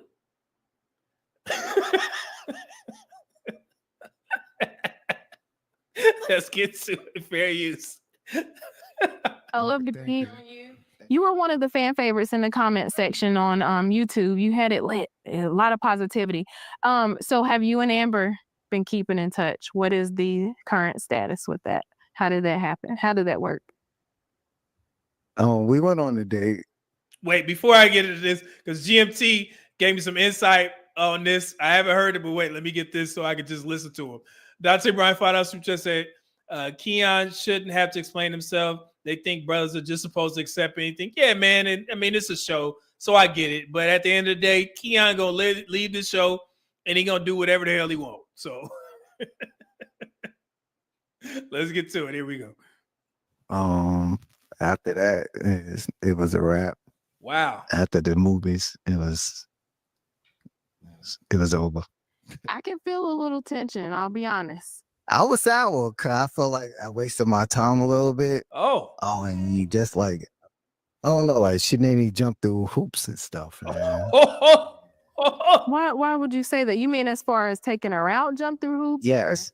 So when I say jump through hoops, when we was on the show, I gave her, like, I told her my full intentions of while I'm on the show. Mm-hmm. And after we went to Fridays, right? Mm-hmm. And we all there as a group, and then I'm trying to interact with her, and like she wasn't gravitated towards me. It was more so like she just wanted to stay a part of the group. Damn. And then I was like, that's one thing. I'm like, dang, like I can't get her away from them. So I looked at that as like a little red flag or whatever. So yeah, and it's let me just say this, and no fault to him, but it is very tough, especially if the woman ain't feeling you. If you go on like one of those group outing dates and you're supposed to meet a woman there, it's very tough. I would absolutely not recommend it. Don't go on a date with a woman when she got her friends or she's trying to meet you at a gathering. Nah, don't do that. But they didn't seem like everybody was just trying to get to know each other. He was trying to pull her to the side to talk to her in a more intimate, setting, but she wasn't feeling it, is what I get from the story that he's telling. Okay. So yeah, so let's get to it. Fair use. I try to look past that, and I kept trying to get her to go out. Like, I was like, yo, what are you doing this week? I got plans with my friends. All right. Tuesday, go to Bible study. Mm-hmm. Yo, let's talk about your Bible study. Once you come home, let's talk about it. Nope, can't get that. Damn. You know what I mean? So I feel like I was just putting in too much effort, and it wasn't worth it. That's good. I'm glad that he caught it. I mean, that's good. But yeah, I hear women complaining about men not applying pressure or being intentional. It seems like he was trying to do that. So did she not just like? I'm speaking before we listen to her, but she probably just didn't like him, or why'd you mess with him? That don't make no sense. But yeah, I hear. Yeah, I learned that phrase from women, applying pressure. Seemed like he was doing it. Okay. Definitely understand that, and we're actually going to unpack a little bit more later in the show. Oh, okay. So thank you all for being vulnerable about what transpired. Tareen, you good? I know that you had a chance to talk to the creator of the show and everything after your episode on YouTube. And I'll be honest, I had some DMs. I had a couple people, contact me and say, I don't think Tareen was serious on the show. He doesn't really seem like he's trying to be faithful to one lady. So what? He did not give that impression at all. I remember this guy. He was cool.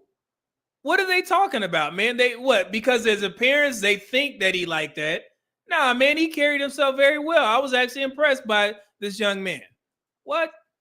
All right, IQ has spot out super just said media man dressed up like he about to hit a gala. Let me know if you are meeting the mayor of Houston.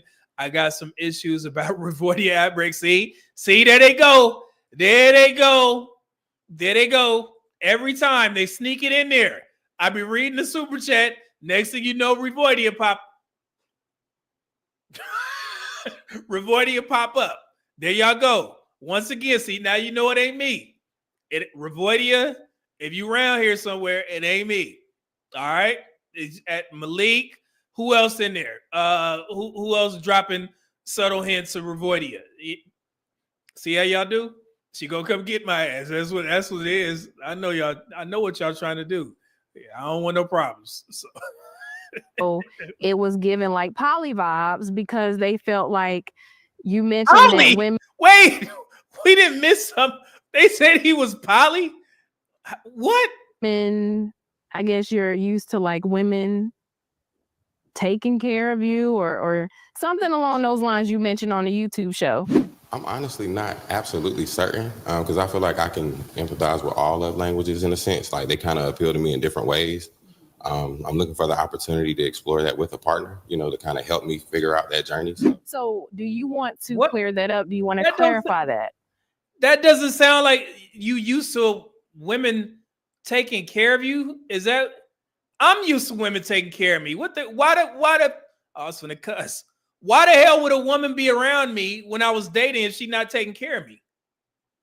What? My wife take care of me. What the hell is going? What is with these women these days, man? What you here for? You gonna take care of me in some form or fashion? What the hell? Why would I be giving any woman interest if she's not taking care of me? What else she doing? What is she doing here? Taking care of me is sneaking in. Taking care of me is cooking, picking up things that I need. Yes, you absolutely right. You're gonna take care of me. What?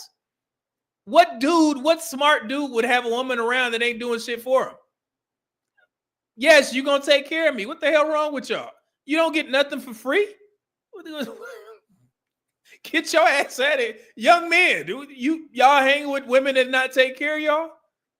Hey, man, please. What the hell? What's wrong with y'all? At all. Yeah, sure. I'm not poly. I mean, yeah, you feel me? I grew up in a 2-parent home. My parents have been married 30 years. Shout out to them. Yeah, shout out. And also, while we're on that, shout out to all the mothers. Happy Mother's Day to everyone. And shout out to my mom. Love you, Mom. Yeah, man. Good but dude. yeah, I'm not poly, and yeah, I'm not poly, but I do like, what I like, and What's that? whoever likes me. Yeah, it is what it is. Okay, I got you. So you're not more of like a you kind of go with the flow. In a sense, yeah, you can kind of say that. Okay. Yeah. All right. Well, thank you for that. Victoria, how are you? Victoria. All right. So you mentioned that in your 5-year plan, you want to be a digital nomad. What exactly is that? I remember she did say digital nomad. Yeah, that's like, man, you ain't trying to settle down. Okay, so basically, it's like you work remotely and kind of you can work from anywhere. You can like 3 months in different places. And I feel like people kind of understood it a little bit wrong. I saw some people saying that, oh, she doesn't want to get married. That's not what I meant. It's like, I want to be able to do that with a partner. So, enjoy the relationship before going to having kids and stuff like that. Okay. Oh, I guess that makes sense. So she said she wants a man to be a digital nomad with her. But I think the way that she worded it on the show, it was like, nah, I'm just going to be running around out here. And I think that's why people took it as such. But she's saying she got to find a guy that wants to be a digital nomad as well. Okay, that makes sense. And she don't want to just have kids right now because she want to travel. That's understandable. You should have just said that. I mean, it's on the fly, I guess. I ain't going to give her no pushback. See here, Dante Bryan, $5 just said, nah, media man, that oppression, Handmaid's Tale and all that. It's funny, man. I've never seen that movie. And I've seen people mention it recently, and I've never seen it. I'm about to check it out. Appreciate that. Here we go. I would be working and just, getting to know different places.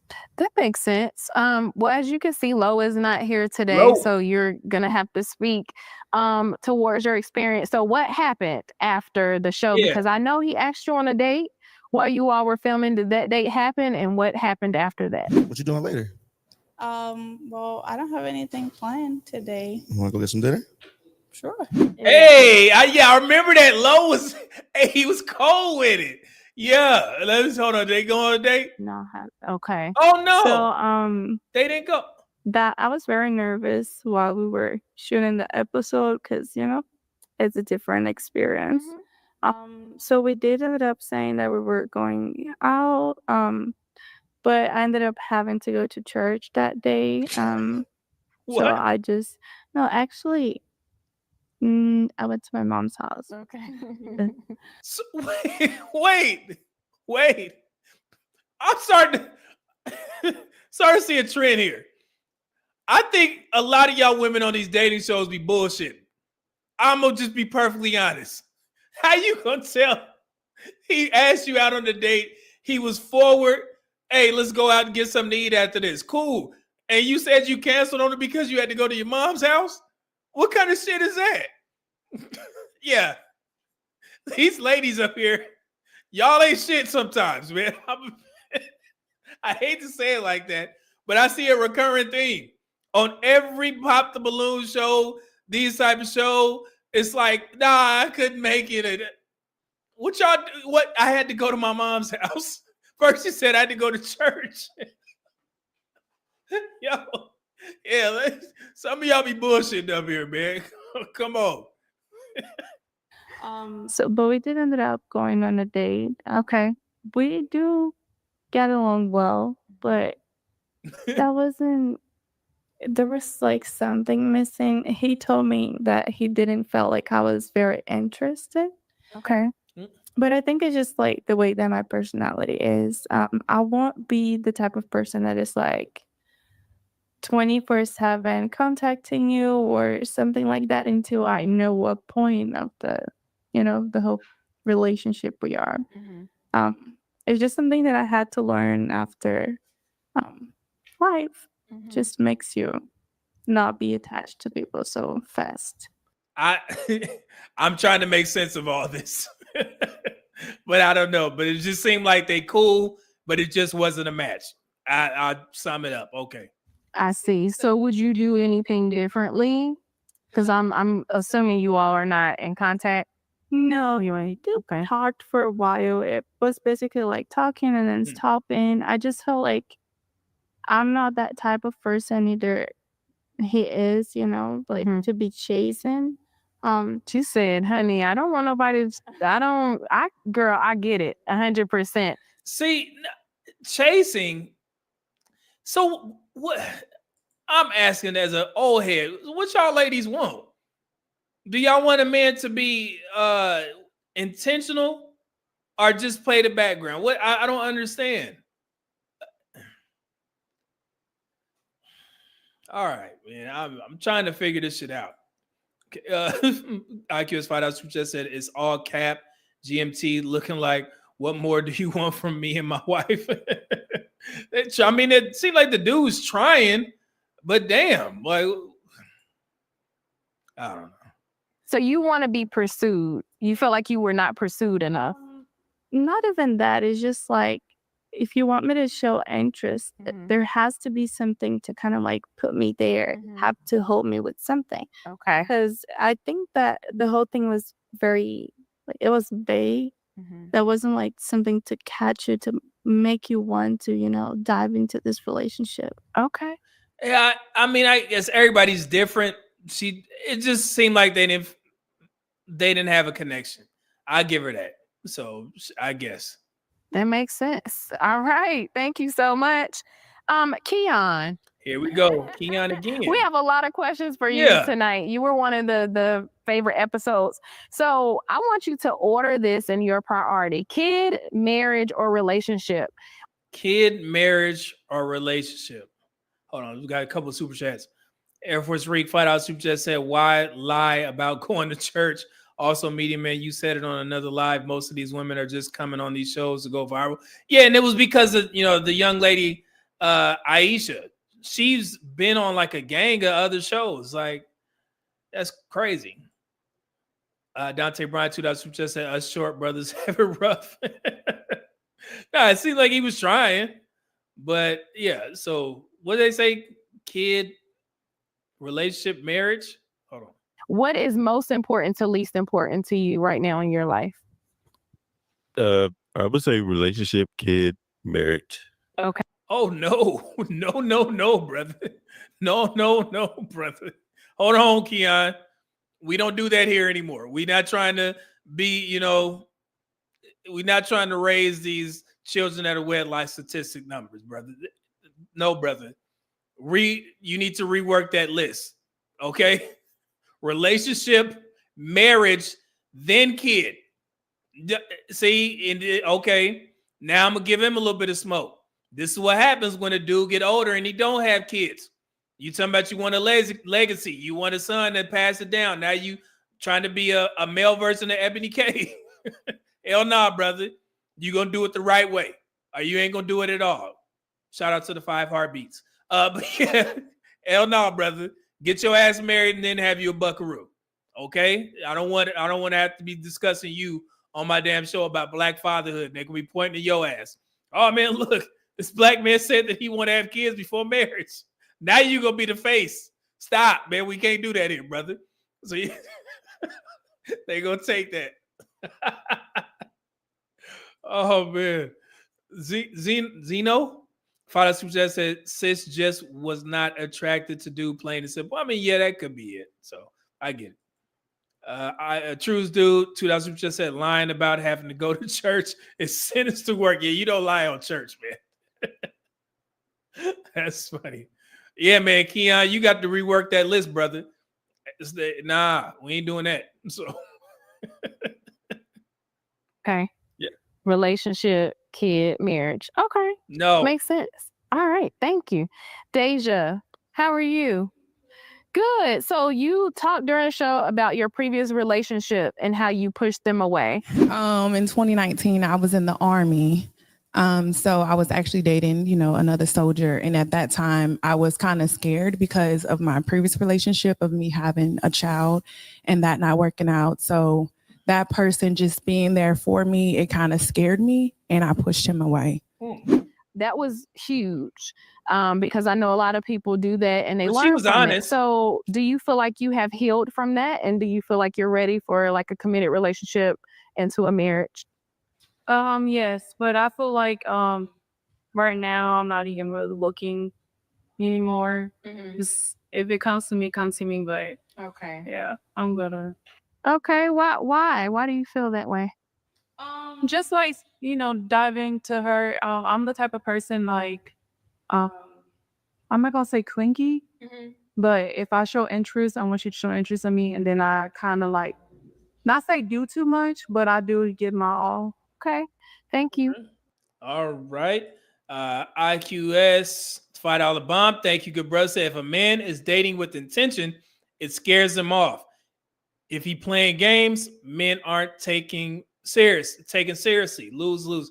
Yeah, it's tough, man. We trying to figure it out in real time, man. We trying to help. So let's get to it. For that, Justin, how are you? Doing great. How are you? We haven't left you out, I promise. So Aisha too mentioned moving back to Charlotte. Would that have been a deal breaker for you in your future relationship as far as long distance? Is that a no-go for you, or how do you feel about that? Yeah, Okay. was too far. The longest distance I probably did maybe 2 hours, but not a whole different time zone. So when she kind of, expressed that she wasn't really too interested in coming from Charlotte, I kind of was toned out that. I don't have a problem with long distance relationships as long as I feel like it's it's worth it. Yeah. If I have a real good connection with that person, then yeah, I have no issue with it, and I'm willing to. It's you got to put in the work both ways. It's not lopsided. It has to be balanced. True. So I have no issue with that. Okay. Okay. Have you experienced long distance before and it didn't work out? Is that why you have those thoughts, or? Not in a serious relationship. I've had long distance booze, but not a long distance relationship where you're trying to, commit to something. So you want your boo right there with you. You want somebody that you can see and touch. Close. That'll be within an hour's drive. Okay. Yes. That makes hours. sense. I'm the same way. I definitely understand. So Tareen, everybody has had time to cool off and reflect. And I think you had one of the most talked about moments this season, honestly. It was almost like a reverse from the first season, where a person was chosen and then technically they were not chosen. But I think the flip side of it this time was that you actually did not choose that person. So we want to know what was the feeling during that time. Do you really feel like both of you were here for the right reasons? Because I saw a shift at the end of the show. So talk about that. See, we are having a first ever y'all remember moment this? in MEET2MARRY history. Hey, so I don't know if I mentioned this on the other show, but you see Tareen's shirt, get you some shirt stays, man, so you can make it's not bunching up like that. But that's neither here nor there. That's just me talking. Let's continue. Tareen, we have the lovely Aisha too that has some thoughts and feelings to share with you. Okay. Yeah, I'm bringing you back because although I said the feeling was very familiar, it's still a feeling that I have, and I still can explore it with you. So I'm going to pick you. Oh, wow. So, Tareen, the door is open. Do you feel the same for Aisha too? Can I ask you a question first? Yes. You want a big family, correct? I just want babies. I just want another baby. At least just one. At least. Okay. Oh, but if babies is a thing for you, he was please tell me quiet now, on it. because if you don't want any, that's definitely a deal breaker for me, though. Yeah, I would say, the children thing for me right now is just not what I'm looking for. Okay. So. I do feel like we both were here for the correct reasons. It's just the timing in a sense. And then if there were things that I heard from her having other conversations with the other gentlemen, and I was just like, yeah, maybe we wouldn't work out.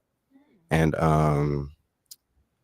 when I was brought back out, I was honestly surprised because, I thought she was going to pick Justin from, the conversation they were having and, what I was hearing. And I was just like, oh, yeah, she definitely going to pick bro.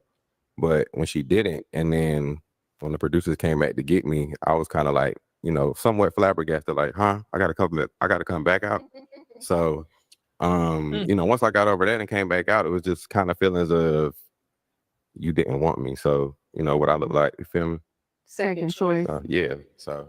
All right. So I know that ultimately during the questions when you all were going back and forth, she did mention kid. Again, that was a common thing. But you ultimately did mention kids on being the reason why you declined. Was that the real reason, or Bizzy, you just didn't feel chemistry? That and in conjunction, because if I could have it my way, I would much rather, enter a relationship with a woman who also doesn't have children, so we can experience that together. And, no fault to her and no fault, not saying that I wouldn't date a woman with a child, but if I can prefer to have it my way, then that's the way I want it. Hey, see, and dudes, I just put out a video about this, and I'm glad he touched on it. Like he said, I would date a woman with kids, and I tell single mothers this all the time. Let me repeat myself. You need to be mindful of young men like that. And I hate to say it, but you got to listen to his words. He said that I'll be okay dating a single mother because he know y'all sneaking in. Again, you got buckaroos running around. Okay, so he know that you having sex, but he's saying that he would prefer to date or marry a woman without kids because he doesn't have kids, which makes sense.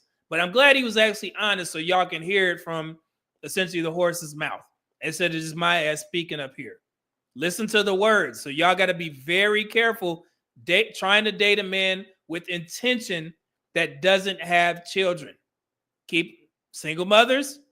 I'm trying to help y'all asses. Y'all gonna still go out there and run around and think you could change them. Oh, okay. Trying to help you out. Okay. Well, I definitely understand that. That makes sense.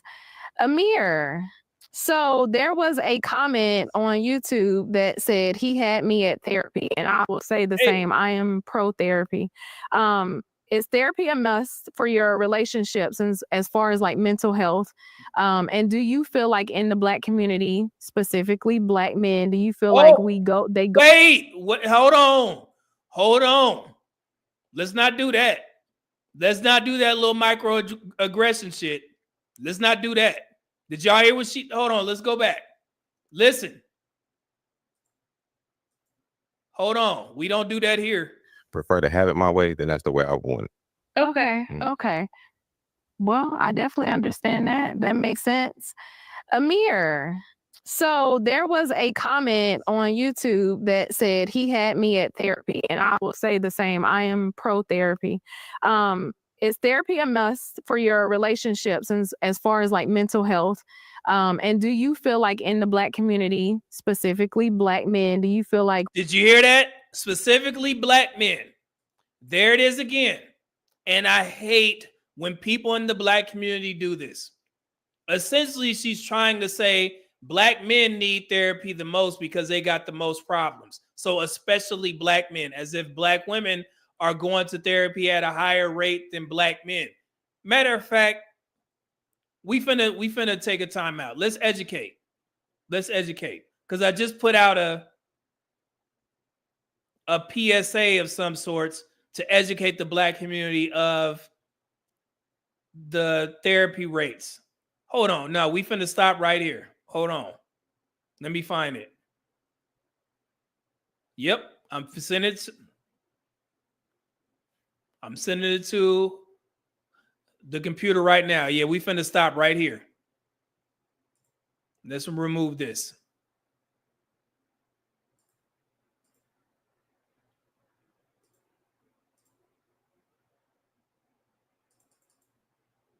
Okay, give me a second.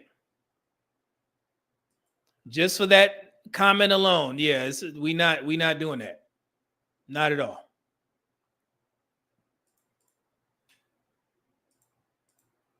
And I want everybody in the Black community to take a look at these statistics so you can stop going out there saying Black men specifically need to go to therapy.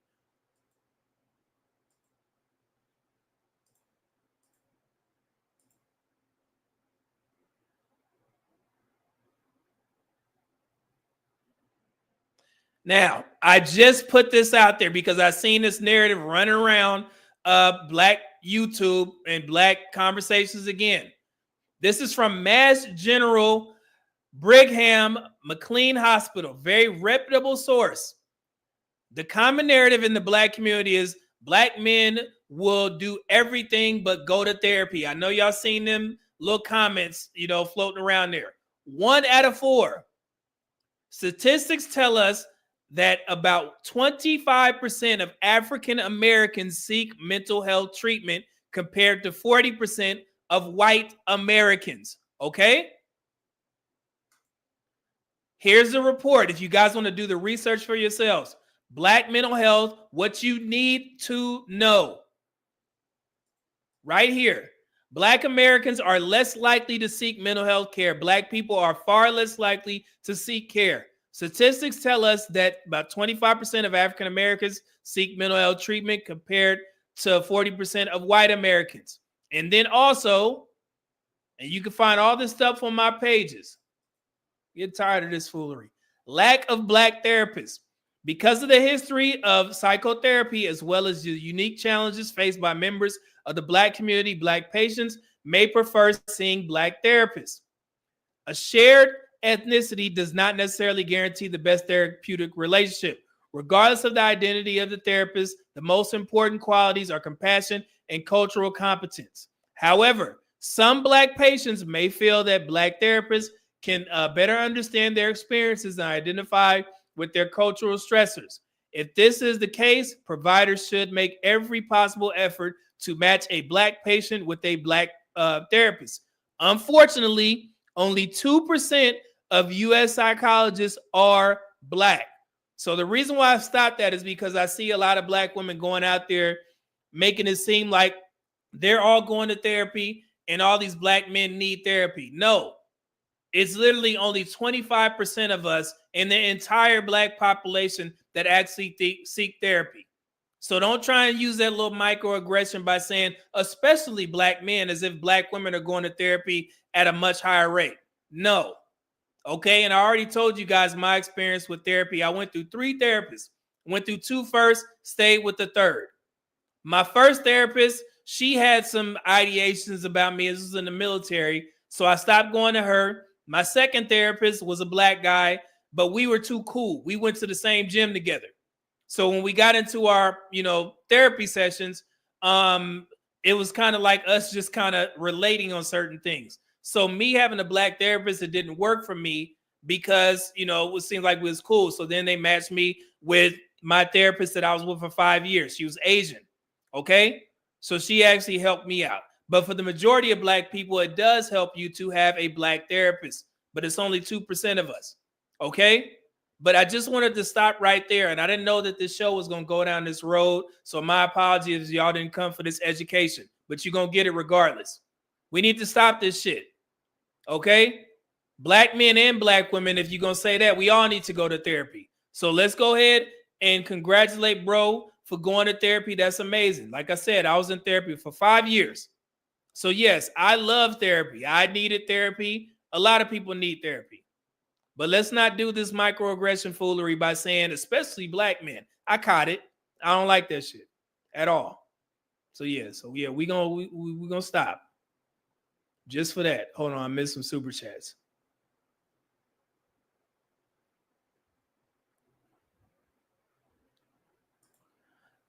Dante Bryan $5 super chat said, Medium Man, did you see that the story about the stepdad that was basically barred from the stepdaughter's graduation? Bio dad always comes first. No, I didn't see that. Okay, thank you. Air Force Reek $5 super chat said, get a Medium Man, let them know we don't play it over here. Yeah, nah, man, it was going fine, but this is the second time that I had to stop one of these shows. Yesterday, I had to stop the show because we had a dude, African dude, a Nigerian dude. He was taking subtle shots at Black fatherhood and calling Black children YNs and shit like that. Yeah, we always gonna stop. We definitely gonna stop every time. We not doing that, man. That's over. Them days is gone, bro. Let me get this out of here.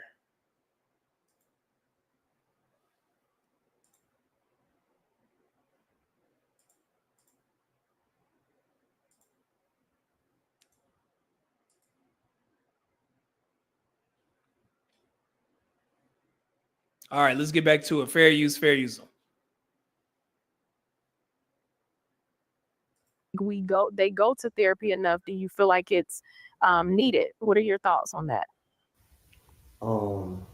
Therapy is definitely needed in the community, especially for us young Black men and even us older guys.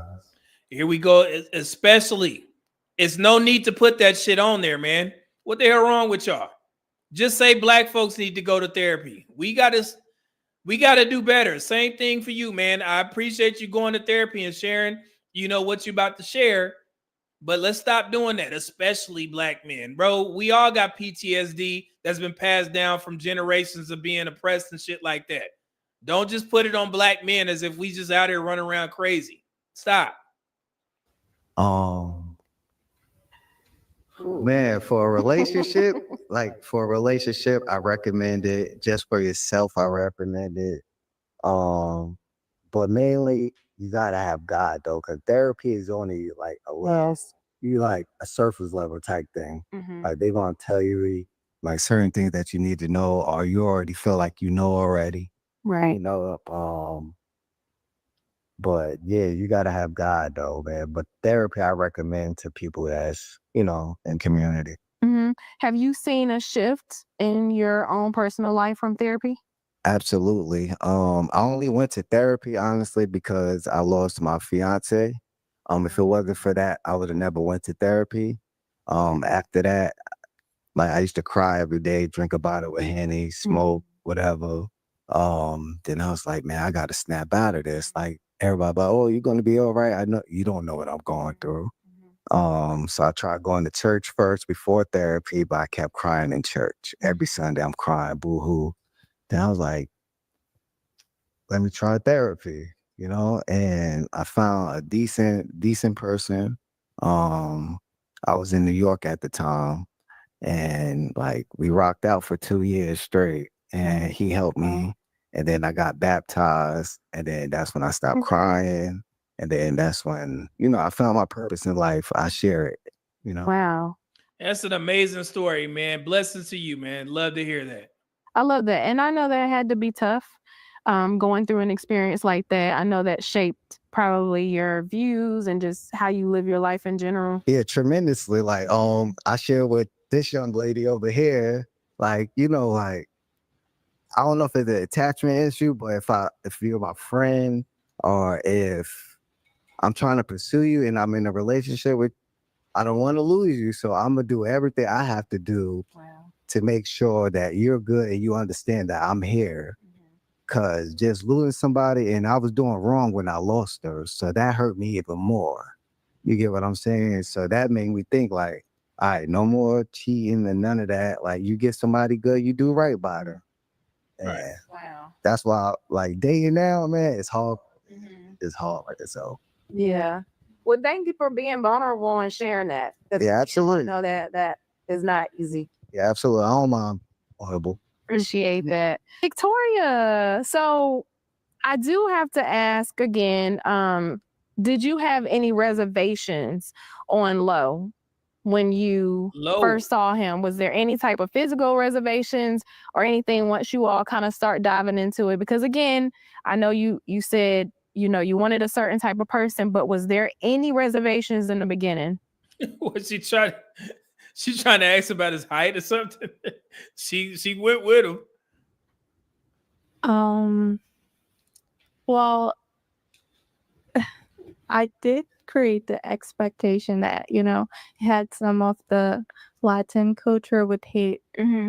Doesn't really, I mean, he does have like a side, but it's not like he is like he grew on that. Okay. So for me, it's just that I've been single for a long time because I know what I want and I don't mind waiting for it, and I don't want to lose my time just, I'm playing around and get it. And then I just think that sometimes when the culture can interfere a lot, like strongly, especially in communication. So like my first thought was like, okay, if they speak Spanish, then that might be, something good about it. Not, I don't think physically, anything, but again, that's not the biggest, it's not the most important thing. So whenever I'm letting her talk, man, because I'm trying to figure this out. So she's saying they didn't match culturally. Okay. we got to talk, it's like, yeah, you're gonna teach me Spanish and stuff like that. I was like, that's already, something huge for me because I'm not fluent like 100% in English, and you don't know Spanish, and you don't know my first language. So what's gonna happen here? Right. But that has a lot to do already. Okay. I don't know. I think sometimes it's just connection, and then physically goes after. Right. And I don't think that. Well, that's good. Yeah, that's good. Thank you for breaking that down. So I guess she was at the end. She said physically no, and culturally okay. For us, Candace, how are you? You look beautiful tonight. I love that dress, girl. As you can tell, I love. So, how was your experience on the show? Talk about. It was pleasant. It was different, but it was pleasant. I had fun. I got to meet new ladies, a gentleman. It was pretty chill. I liked it. Good. It was last minute for me, but I'm trying to remember. Oh yeah, I do remember her. She was cool, very smiley. I remember her. Well, it worked. Were you nervous at all? super nervous. I'm nervous now, but I was way nervous back then. Okay. Yeah. Well, you definitely seem like a nonsense type of lady, strong, independent. I love that. You met Strong, independent. I don't like that, man. We got black women. We got to get rid of that. Stop describing yourselves as strong as independent. That's like a curse word to most men. Y'all got to get that up out of there. Find something else. Matter of fact, in the chat, figure out something else that Black women can use instead of saying strong and independent. Because the next thing that everybody thinking about is don't need no man. So we need something better. Strong and independent. What can replace that? Give us 2 words. Let's get to it. Mention your grandparents' relationship, though. I really, really love that, and finding that traditional love. Do you think that that's hard to find these days? Absolutely. I'm sorry to say, but yes. Mm-hmm. Yes. I guess just being raised with my grandparents and seeing how they are, I haven't seen that, like, not with my generation, no. Okay. Well, I mean, let's hold on. Let's stop here. So let's take some accountability, in this conversation, because she's saying that it's tough out here. You don't know if it's just, if it's tough out here or if it's just tough for you, right? So you got to take some accountability. If you're not finding what you looking for, look outside. There's a lot of people finding what they're looking for. So that may be on you, and let's just not put it on the market and saying that it's tough to find something. Yeah, it may be your ass. So I mean, just a thought. But I hear people saying it's pee in the dating pool, but you swimming in it too. Think about it. So I'm not talking to her directly, but I'm just saying from what she said, a lot of people need to consider that. Stop putting your sins on your lack of opportunities on the whole market, because there's a lot of people winning out here. You may need some things that you need to change. Okay. And that goes for both men and women. Okay. Do you feel, well, let me ask you, why do you feel like the dating scene has changed? What do you think can help the dating scene? Because I hear a lot of people say that. I don't know what changed, but I do say, I guess the times, social media, everything is kind of different now. Like, and I'm not trying to say people cheat, but back in the day, if Mary was cheating with Joseph, nobody knew about that. You get what I'm saying? Like, it wasn't brought to your attention. Like, and then at the end of the day, he wasn't going to leave his family. So it's like, it's kind of different now. So I think social media plays a little bit of a part. And a lot of people now keeping up with the Joneses, I guess they feel like that's what it is. So everybody want to be like everyone else. I can agree with that. Yeah, it would be both ways. That makes sense. Thank you for breaking that down. And then Justin, one last question for you. So what is your ideal woman? What are you looking for? Hey, and this brother, he pretty cool, man. He seemed like a cool brother, man. I'm sure he'd find what he's looking for, man. This well put together young man. He'd be all right. I'll be honest. I'm not really looking for anything right now.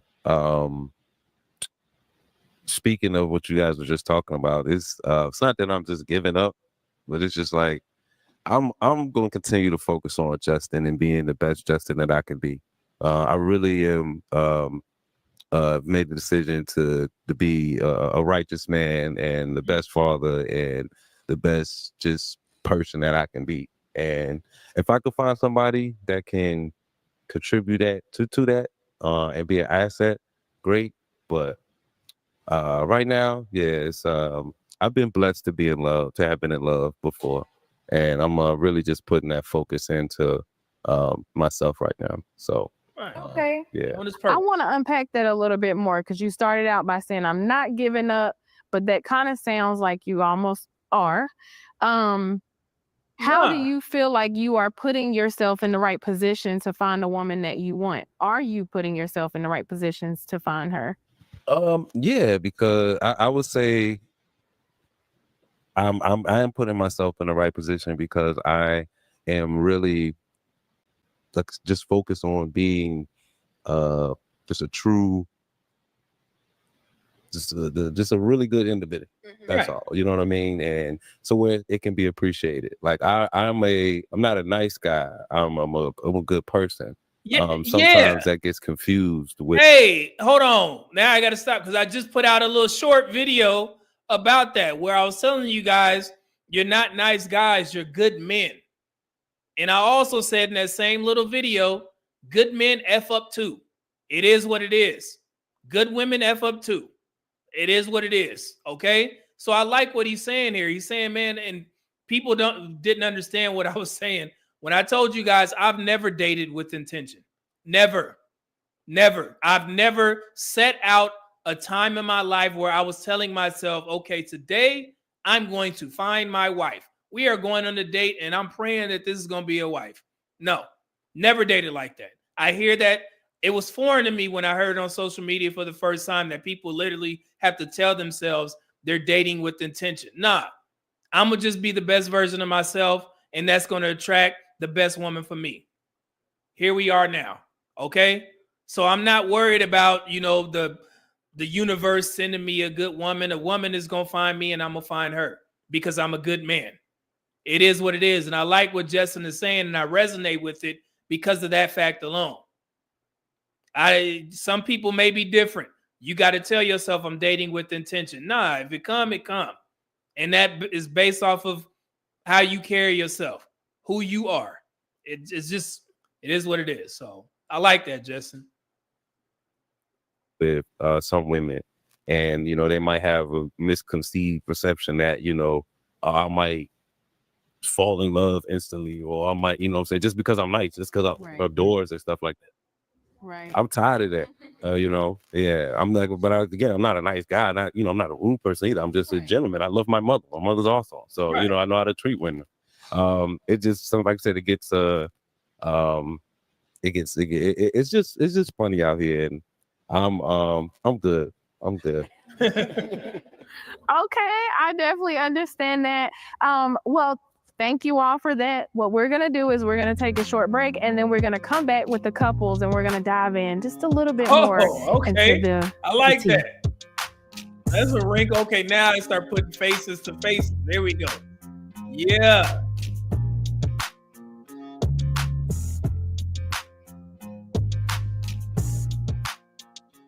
Some found heartbreak, some found love. But let's see what flames have been put out with some of these couples. So let's jump right into it. Belinda. So you and Chris, you all have the perfect love story. Two Queen natives finding each other here in Charlotte. Such a coincidence. Have you met each other's families? I know you talked a lot about you all gelling really, really well together, but have you took it a step further to meet each other's families yet? Well, it hasn't been that long. Okay. So it hasn't been out. So we have not met each other's families. Okay. That was an opportunity for us to meet some friends. I had met some of his associates, friends, and some of his employees. Okay. But yeah. Nice. Okay. What has been the hardest part about, if there has been any hard parts with the relationship so far? Well, Chris he's a business owner, and he's busy, which is good. He's very successful. And I think that has been the only struggle. Hey, now I'm glad I remember this. Y'all remember when Chris was on there and he said, I'm broke. And I think everybody in the chat, man, the people who say that, then they got they tend to have the most money, right? And she said, yeah, he's a successful businessman. So, hey, see, I told we was right. Remember that. Chris doing his thing out there. Spending time together. Okay. But we as women, we want successful men, right? But when you have a successful man, he doesn't have time to be cupcaking all the time. That's true. Hey, so we have to pick our poison. I like the fact that he's pretty busy, because that allows me to do my thing, right? And then when we actually, and I'm going to say schedule time, it's meaningful because it doesn't come that easy, right? So we don't take it for granted. Yeah. And so I may not have a whole day just to lay around with him or hang around with him. But if I have 30 minutes or an hour, it means more than just sitting around doing nothing. So yeah, we working out, we grown. I like Good. that. I love that. And you don't see that become. See, she's essentially getting on his program. It's like, man, you're a busy man. I understand. You got to get out there and get that bread. So yeah, so she's fitting into his life. I like that. And a potential problem in the future or anything, right? I mean, if I want a certain lifestyle, it better now become a potential problem, because he has to go out and get the bag, right? And myself as well. So you have to, you can't have, it can't go. Hey, wasn't Belinda a nurse? She was in healthcare, I believe. So yeah. She's right. I like her. I like what you said. Pick your poison. That's a true statement. Amber, when did you realize things had went south and they had turned sour with you two? Oh, okay. So I think it was the day after we went to the movies at the movies. Yeah, okay. So this is Amber and Amir right there. Okay, so we get to hear this story. Here we go. Told him that I didn't see him hurting a fly, and then after the next Hold on, let me go back. I think I talked over something. Hurting a fly. It better now become a potential problem because he has to go out and get the bag, right? Get that and money myself as on. well. So you have to you can't have it can't go. I like what you said. Pick your poison. Here we go. That's a true statement. Amber, when did you realize things had went south and they had turned sour with you two? So I think it was the day after we went to the movies at the movies. I told him that I didn't see him hurting a fly, and then after the next day he came back and he asked me, you know, why did I say that? Do I think he's a simp or something like that? Yeah, and then I was like, no, I just think you're a genuine, like he always seems happy. And he just, you know, started mentioning, you know, ways to, I guess, change my perspective of him being a simp. And so, yeah, I just kind of figured that was going to be like a red flag. Like, if you Wait, why would you tell a man you look like you wouldn't hurt a fly or something? That's what she said. Why would you say that? You basically saying that like he's soft or something like that. Why would you?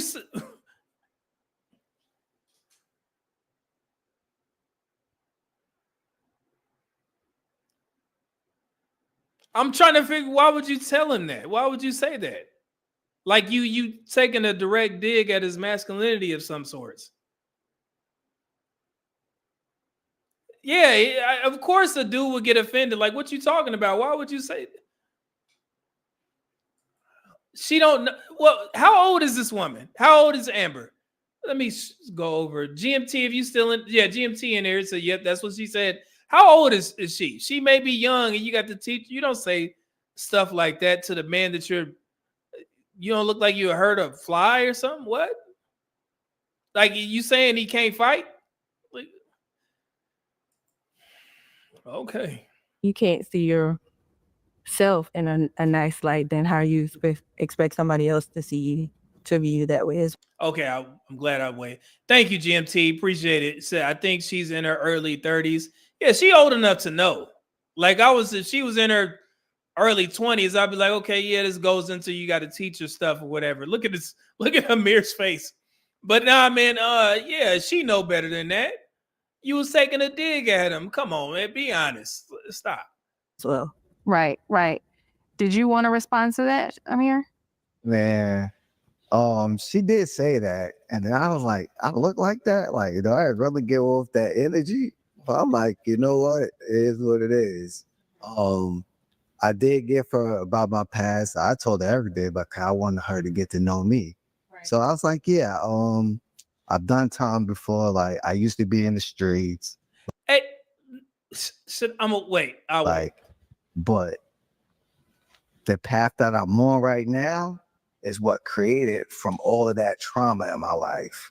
So the positivity she's saying that I can't take, I executed all throughout my social media accounts, my walk of life. You know what I'm saying?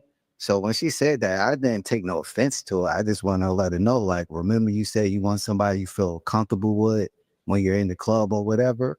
I'm that guy. I may not look at it, but I walk in the room, I promise you, I get that attention. And hey, now I gotta stop because I don't want young men watching this to see that to make it seem like you have to be performative with a woman like this, or you have to validate yourself as being tough.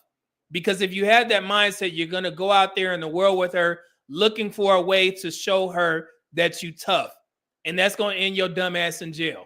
Okay, so I wanted to stop when he started rattling off that he was in prison, which was he was essentially trying to tell her that, yeah, I am a tough dude. Nah, man, if she already has that mindset, you got to let that woman go. So I'm talking directly to the young men. This woman is essentially shit testing him. So if they would have continued to date and y'all went out in public, she probably would have started some shit on public and on person to see, or she would have started some shit on purpose to see y'all how you are going to react. Like talking to a dude in front of you and seeing if you're going to come up and press the guy. And that will end your dumb ass in jail.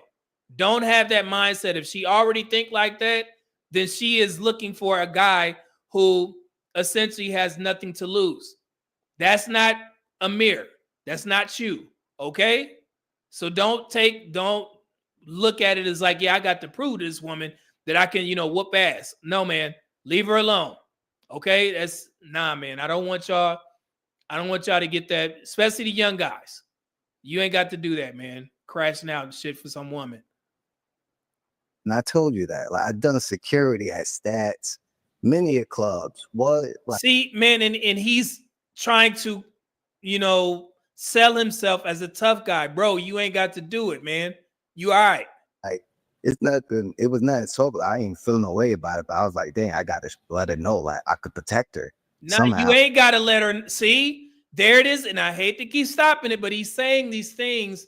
I got to let her know that I can protect her. If she don't see it already, let her go, man. And then for her to verbalize that, that should be a red flag to you. You shouldn't be trying to step your aggression up if she's kind of challenging you.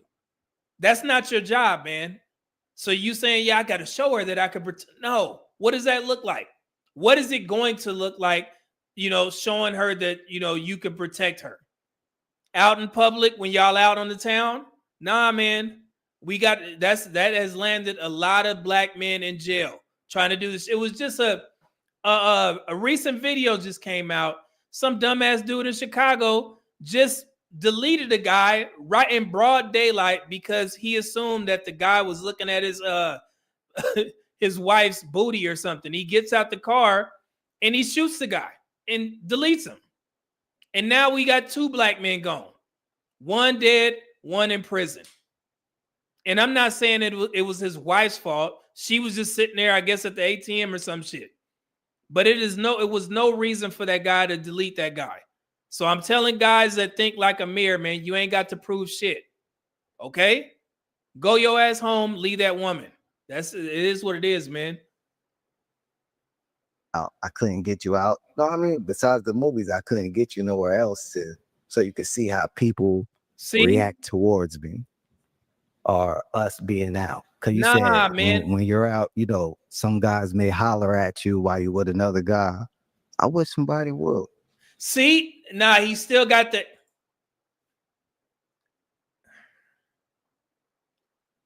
He still has that mindset, man. You are not a court jester. You are not a clown. You are not a puppet. You saying, yeah, I'm going to let her know. Nah, man. Black men, we got to get out of this shit. This bothers me. This whole conversation or what he's saying, it bothers me. Because if you did time before, brother, you know better. You should know better. So you going out there trying to rumble with some dude just to show this woman that you tough? Nah, man. You ain't got to do that shit. I wish somebody would. We got to stop, man. That's a generational curse. Black men crashing out behind some woman. Y'all got to stop, man. I'm going to say something, but my first thing is not to go on and out. I'm going to say something, and if it leads to that, it is what it is. But you see so he's trying to gain favor with her, and she already don't like him. Look at her body language, guys. She not feeling him at all, and he's still talking. And I know they done, but I'm just talking about what we see right now. She's leaning away from him. She don't hear nothing he's saying. She's done. You need to stop. It is what it is. If that's how you feel, good day to you. It was nice meeting you. You ain't got to affirm shit. But by all means, like, I was just trying to show you, like, I got your back if need. The crazy thing is, hold on, man. Let me stop. Skinny $2 just said, in my teens, I crashed out and the jail cashed out. Yeah, man. It's unfortunate. It's definitely unfortunate. I think it goes back to what we said in the first segment. To me, it keeps going back to communication. That's what I see a lot. Because and stop me if I'm wrong, but it seems as if you were talking more about his heart, more he wouldn't hurt a fly. And I think you're talking more physical. So again, no, the host is dead wrong. Bullshit. What? She was talking about his heart? Bullshit. You just trying to give that woman an out. Stop. She was talking about him she don't think that he's big enough to protect her. Ain't no shit about no heart. Come on, man. Sometimes, man, this little sisterhood shit, it's gonna get y'all in trouble. Y'all need to start listening to men. I promise you. If you ask every man in the chat, if a woman say, hey, it look like you ain't gonna hurt a fly. Do you think men are gonna be like, yeah, you talking about my heart? Really? Stop, man. Come on, man. Gentlemen in the chat, is that the first thing you would think about? That a woman is talking about your heart if she say that you don't look like you hurt a fly? Nah, let's not do that. Come on, man. That's lowbrow. What? Come on. that may have been a communication thing because you went into protecting her and all of that. And is that what you meant? More like his heart? And okay. No, it's not. She's a liar. Let me calm down. She's lying. That's the first time that woman ever thought about that because you introduced it. That woman was not talking about his heart. She said, yeah. Listen, hold on. Oh, let's go back. Wait. Listen to her. Very low. Yeah, that's what. No, it was. Man. Because, and stop me if I'm wrong, but it seems as if you were talking more about his heart, more he wouldn't hurt a fly. And I think you're talking more physical. So again, that may have been a communication thing because you went into protecting her and all of that. And is that what you meant? More like his heart? And okay. She's lying. Oh my God. This is crazy. This is wild work. Hey, yo, what the hell? No, so essentially what the host just did is just trying to place the blame on him. You misunderstood what she was saying. She was talking about your heart, not your ability to protect her. Caught your ass. Nah, you ain't low. That's what it seemed like to me. And that could be a possibility. In my head, I was just going off of, when we spoke on the show, that woman I need somebody that I know I feel secure with. Yeah. And all right, I don't look big or nothing like that. See, brother, you right. What you're saying, you're right. The host is wrong. She was not talking about your heart. She was talking about your appearance and your ability to protect her physically. You are right. You said I may have misinterpreted it. No. So you didn't. That's a possibility. Look at the girl. Look at her face. She like, whatever. Now the heat is off me. Bullshit. Right. So Keon, and we're gonna come back to you all, but I do want to ask you, what was the determining factor of picking Jessie? She had a really, really calm energy. She had a really great vibe.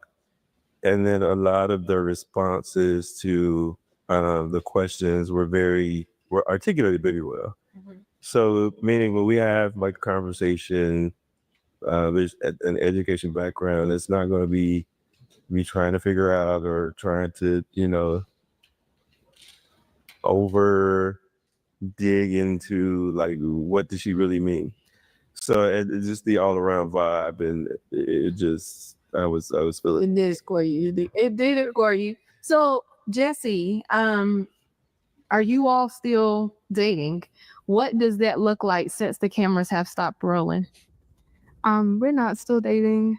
We have gone on a few dates. I did enjoy my time with Keon, but I think there just wasn't a lot of compatibility as we got to know each other more. Okay. And I know that I'll be honest, a lot of people thought that you would actually end up with Brittany because as we were sitting there watching, she was checking all of your boxes, and you even said that, Keon. So did that affect you at all, actually seeing that? That they had a lot more maybe in common? No, so I didn't watch the episode. Okay. And I didn't listen in on like what else was going on outside of my time with him. For me, it was more so some of the things that he mentioned that he liked about me. I think he started to like interpret them in wrong ways. One of the things for me that I didn't like was there was an occasion where he kept asking me like, or kept telling me that I'm judging him.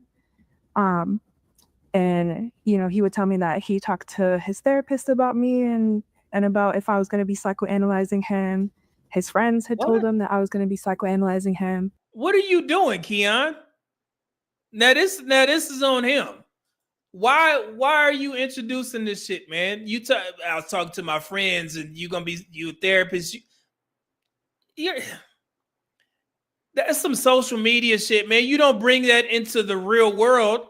You know, yeah, that's your dumbass fault, man. What you doing, man? These guys, man. God, dog.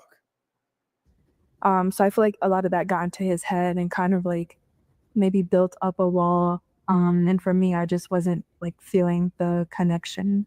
I see. Bro, okay. Keon, you want to respond to that? Again, I do have a therapist that I see faithfully. She actually promoted the situation because she is a therapist. And one of the things she did mention was that's one of her downfalls with dating, people thinking she's like psychoanalyzing them. So that wasn't really. So she got a hand in this as well. So both of y'all, why are you bringing that shit up? So people think that I'm a psychoanalyze them because I'm a therapist, and then are you psychoanalyzing me? I talk to my therapist about you and my friends. Hey, both of y'all weird for that. Both of y'all. That wasn't really it. I did mention it. I did bring it up. I think when I said the judgment part, I think I did a lot of talking. And there wasn't like a lot. There was some back and forth, a really great conversation. But I did a lot of talking. So I wanted a little bit more as far as conversation on her end.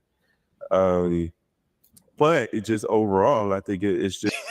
Hey, she looking at him like, look at her eyes. She been looking him up and down like, brother, you lying. She judging him. She judging him right now. Like, you sucker. I see what you're doing. She's judging him. This is good. It's just me. I've been single for a while, and I'm getting into becoming more of a loner. So it's very. So why the hell? Yeah, this Keon, you starting to go down that that dark rabbit hole, man. Pause. So I'm a bit of a loner. Like, bro, what you doing? I mean, I gave you a pass with the cowboy hat, but now it's starting to look a little stepbrotherish.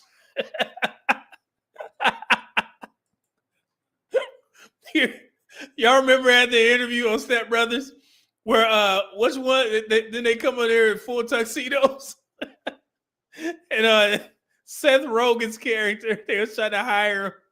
He was like, now the tuxedo's starting to look a little effed up. That's how I'm starting to see Keon. You know what I'm saying? I gave you a pass with the cowboy hat. You know, now it's starting to seem a little effed up.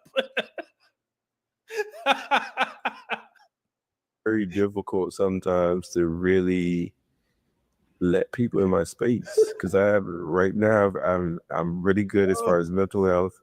I'm really great with my energy right now. It's been a rocky road for the past 2 years, but it's really difficult sort of being in the place that I am in now and opening up and letting others be in. So it wasn't really everything was great. Everything was perfect, but it's just me in the place I'm in. So okay. Well, yeah. Now I know again, you and Brittany had so much in common. Do you feel like you made the wrong decision? You know, would you double back and Now, if I remember correctly, the young lady in the red, she didn't have any kids and she was younger. I think that's why he went with her. Maybe try Brittany, or what's your thoughts on that? So Brittany is the type of girl that I usually date. That's what I usually go for. Okay. My mom even said the same thing when she shout out to her. Well, but it's kind of getting away from surface. All the things that I think are great and really look deeper, because my goal is kids. And I kind of want to make sure I make the right decision with having a child, because it's a long-term commitment. So you have to look at someone's mental state. What I will say is, me and Brittany did hang out, and we talked a bit. But I don't regret the decision. I still feel the same way. It just didn't work out. It just didn't work. I see. So what has this experience done for you as far as now dating? Because I know you mentioned you may be a tend of a loner, but has this been able to open your eyes to personally see what some things you may need to work on for yourself? Absolutely. The thing is, I don't really have issues meeting someone or dating someone. It's just that the place that a lot of people are in life right now is just not, it holds me back. And this is it about. Bro, it's you. What are you talking about, man? I thought men understood this, because we say this to women all the time. Every dude I date is a narcissist. Every dude did me wrong. It was his fault or whatever. You the only common denominator. You can't blame the whole market, and you've been present in every F up. Brother, it's you. I don't have a problem getting with women, but every time these people messed up. Brother, something wrong with your picker. Or it's just you, step brother. Like, come on, man. It's you, man. What you doing? About just specifically, it's just in general. And I am in a really amazing place. I mean, I would have stressed like emphasis on that. And I don't have time to be held back. I don't want to be held back. What are you talking? Yes, brother. Hey.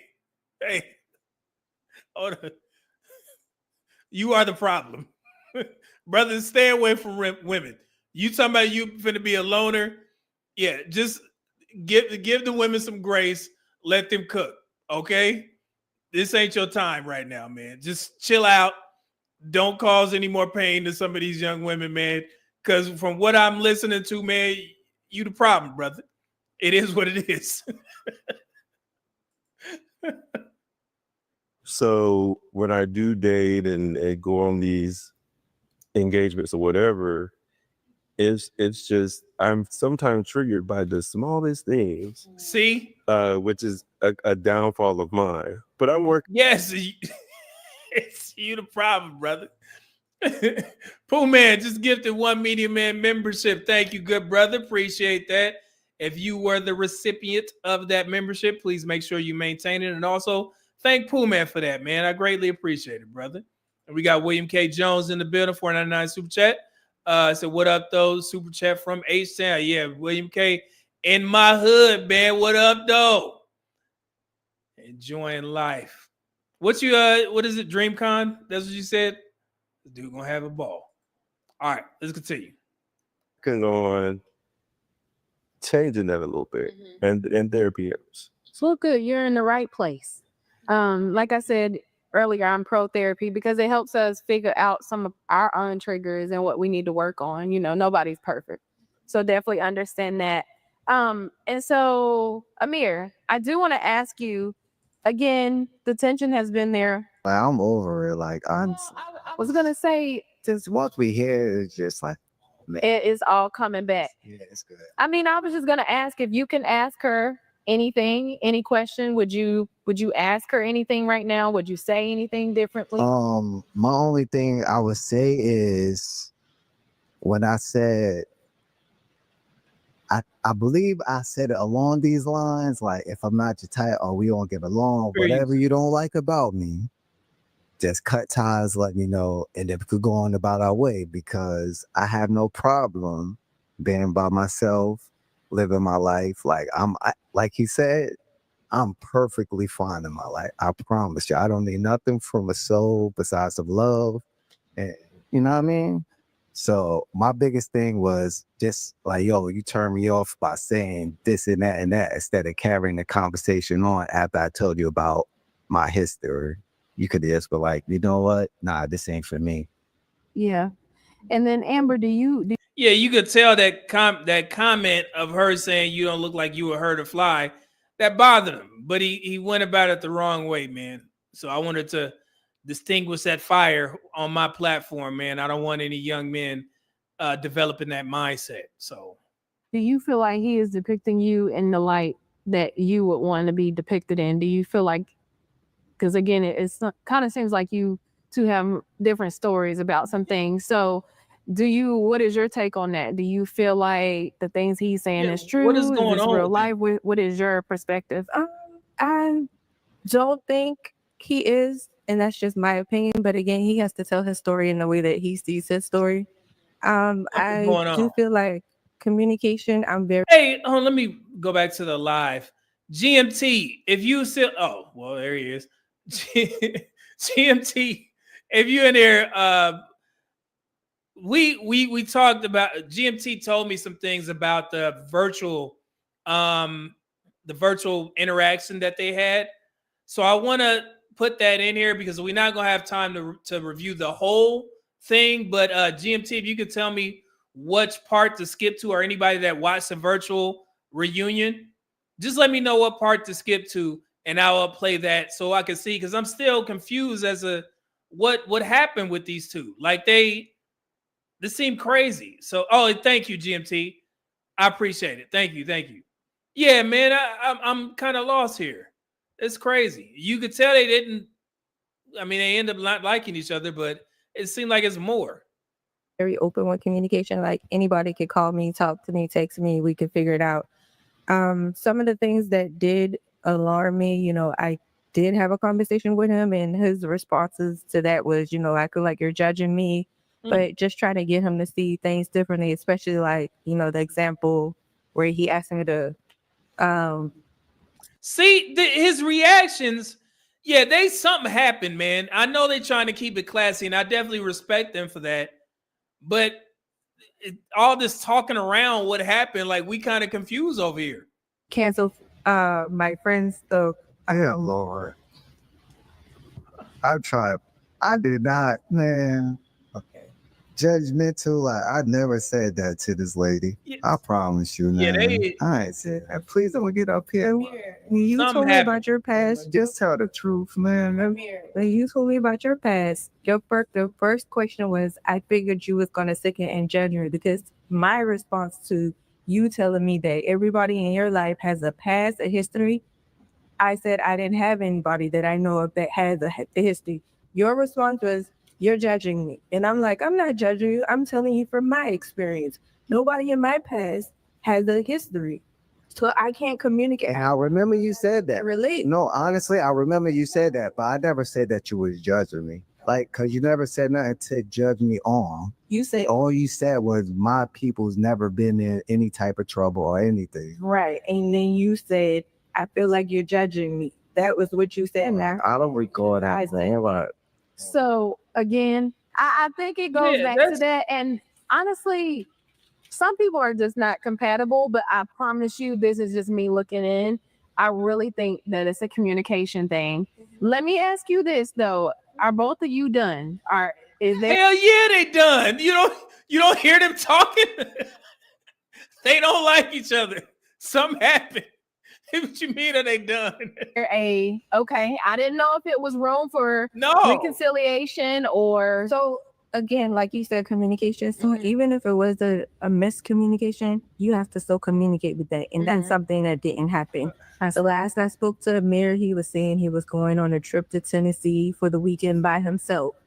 And then I didn't hear from him until like 2 days later when he texted me and said, obviously you're not talking to me or something like that. And my response to his text was, Amir, this deserves a conversation, not a text. But be blessed though. So even in that, I was telling him, you have to talk, right? But I'm not going to go back and forth with you if you don't want to communicate.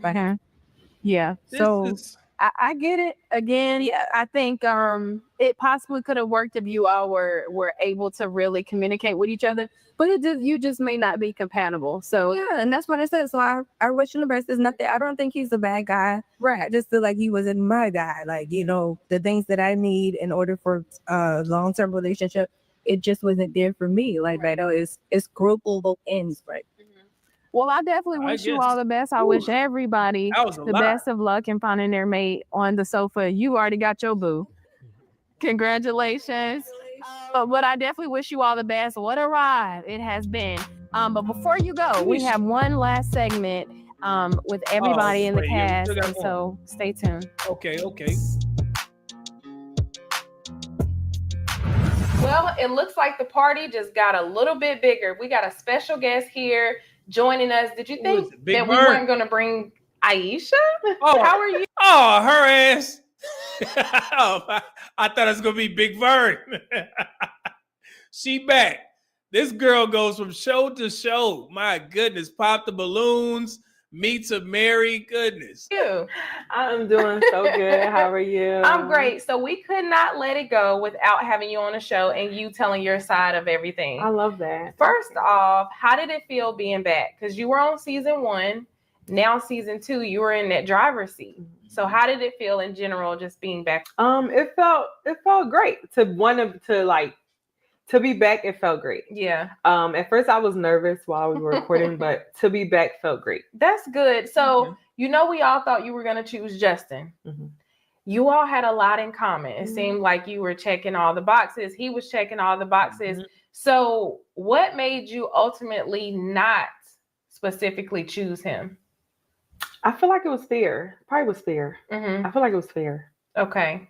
Well, I mean, but it had to be something that I don't want to be like being like, oh, his height or whatever, because I've dated guys that are my height, but that's probably the only thing. Because I felt like if I want to be with a guy that I want to marry, I want a lot of not only the like core values, but also like physical attraction. And I just wasn't physically attracted. Yeah, I mean, and we've seen women be far more vocal, in the most recent years about this. Like, we already kind of knew this, that women place a lot of emphasis on a man's looks, just like men place a lot of emphasis on a woman's look. But I think in the Black community, sometimes looks for women, that should be the first thing you see. But if everything else don't align, you got to leave that brother alone. So I definitely understand what you're saying.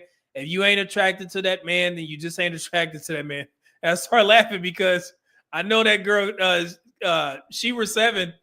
She tell them women, hey, it don't matter if he ugly or not. You better get to it. You better get that bag. No matter if he ugly or not. Hey, go ahead and get you something. Let him get a little bit, and you make sure you live that soft life.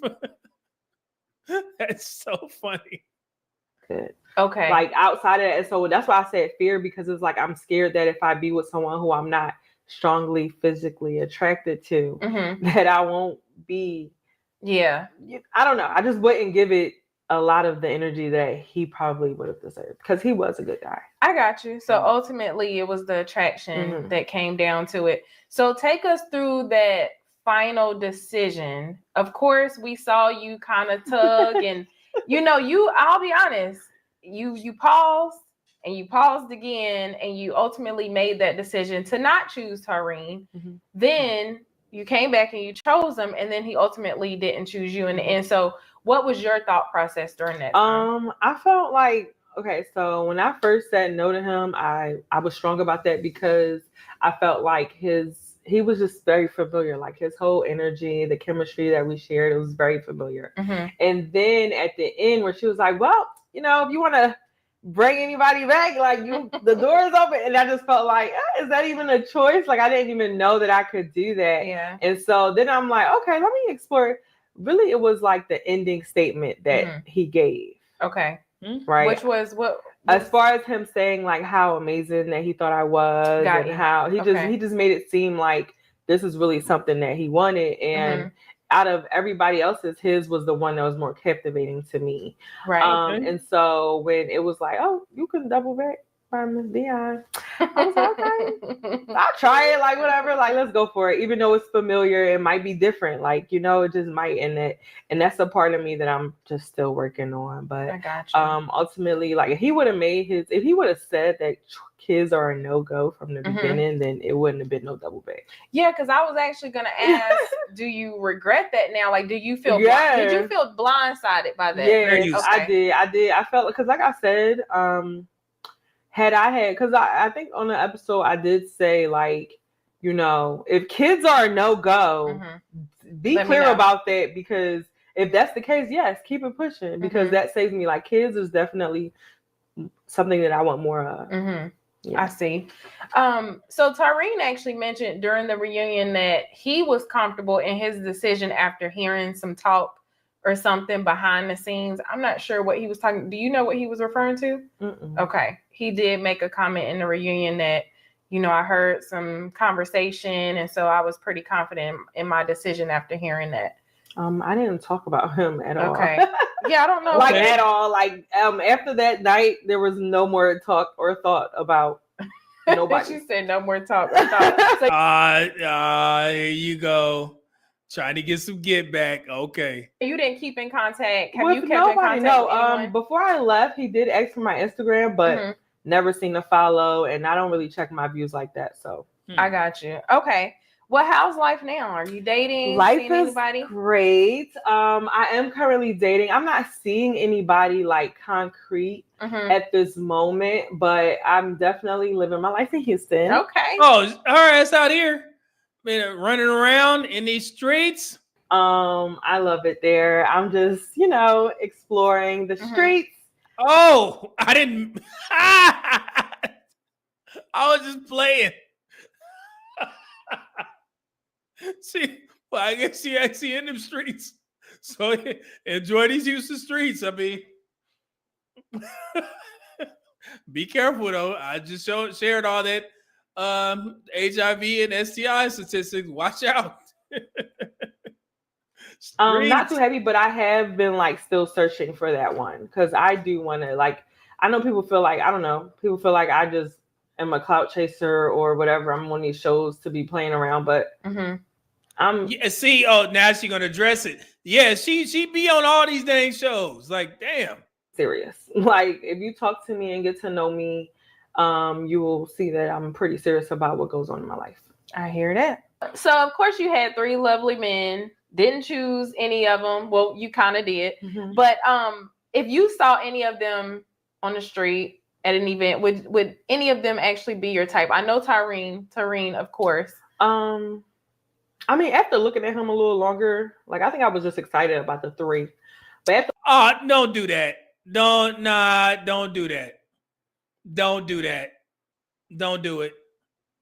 I see what she. You see, I was just Don't try and shade him now. Don't do that. William K. Jones, 199 says she outside. Men saw the show and slid in, slid in them damn DMs. But don't try and shade Tareen by saying you really wouldn't have. Why women do this? Like, come on now, stop. This is crazy. Looking at him a little longer. Okay. I probably. So you got caught up in the physical. Yeah. At the moment. Yeah, I did. But they you probably. know how when you look at somebody for a little bit and you just be thinking like, something's off. That's just how I feel. Especially at watching my episode, I was like, dang, how I missed that? Like sometimes you gotta look at things hindsight, and you just be looking like, okay. What were they? I think when I was rewatching the episode, I felt like he gave a little childish, a little bit. Like he was. I'd hate when people do stuff like this, man. Just keep it classy You know what I'm saying? Be nice. You don't have to do this. Y'all didn't work out. He didn't choose you. You may feel some type of way about that because you doubled back and he said no, but you ain't got to return this like that. Like, come on, man. Wasn't as grown as Justin. And then, you know, if I would have went back on any of my decisions, I probably should have went back on Justin, but I just wasn't physically attracted to him. But everything else was great. Like, but if I was physically attracted to him, I would have definitely picked him. Do you think, because I've heard that before, do you think that physical can grow, or you think if you don't have it at all, it's just I think it's very hard to say if you've never been in that situation. Like I'm just being honest. Like I've never had to have physical attraction grow. Right. As far as I am, like right now, I'm 32, and to this day, I'm either instantly attracted to you or I'm not. Right. And when it's not, it's hard for me to go past that not. And that may be something that I have to work on. Like my husband might be a little ugly. Why would you say that? Now, if you get married, people gonna go back to this clip. My husband may be a little ugly. You think that's appropriate to say publicly? Like, I don't. Where are the women, female like content creators that talk about dating to women, but also tell them how to carry themselves on social media? Are there any women channels out there that teach women how to carry themselves on social media and how to say things? Because that's not something you would say, especially if it's guys that's, you know, trying to shoot their shot. If you start to take this man serious, you're like, well, damn, am I the ugly dude? Where are those channels at? And not all this, you know, level up foolery and get you $1 million man. How about a channel that teaches women how to carry themselves? Like, if I'm catching it, I mean, God, dog, like, what the hell is going on? Lord. You know what I mean? He might be a little ugly, and it's okay. And it's okay. But I need to find something. Yeah, because I did hear you say during the show when you were debating, you said, "Oh, he's my usual. I really don't want to go with my usual," but you end up still going with your I'm usual. working on it. I'm a work in progress because it's just so hard when you battle between like what you're used to, the comfort level of things, and as well as what you know you need. Right. Like as a person that's growing. Yeah. And so for me, I'm still battling that till now, to this day. Like I'm still working through it, but I can say that I have gotten better. Oh Lord. Let me see. Air Force Street 2000 just said, boo this woman. Yeah, this was tough. Goodness gracious. Well, that's good. Yeah. Growth is good. I've definitely, What about dating life? Are you dating anyone? Are you seeing anybody? What does that look like? Right now I am dating. I'm not seeing anybody concrete where I can be like, oh, we're exclusive or going through there. No, but I definitely have a few contenders that I'm just chatting with for now. Okay, so real life MEET2MARRY, huh? Yeah, like yes. You got a roster. Yes, for real. You got a roster in Houston. Lord have mercy. Okay. It's a little hard in Houston because you know that's the place where a lot of visitors are. You know, people aren't staying long. They come out there to have fun. And so that's probably the only dilemma with living in Houston. But I see. Okay. You know, I've just been staying true to myself as far as anything goes, and you know, owning all of the decisions that I've ever make, and I don't regret none of them. So that's good. I went back with amazing. Irene, and I don't regret that at all. But you know, like I said, if he would have just made it clear, right, it wouldn't have been no rebate. But man, stop! Don't stop trying to get a one up. You lost. Your truth. Of course, we wanted to hear from you because you had one of the most talked about episodes. So we wanted to catch up with you. But you know, they say life is a journey, not a destination. So wherever your heart's GPS leads you, hopefully it's a little less twists and turns. Okay. But stay tuned. We are going to head back into the MEET2MARRY season 2 reunion show. Yeah, Lord.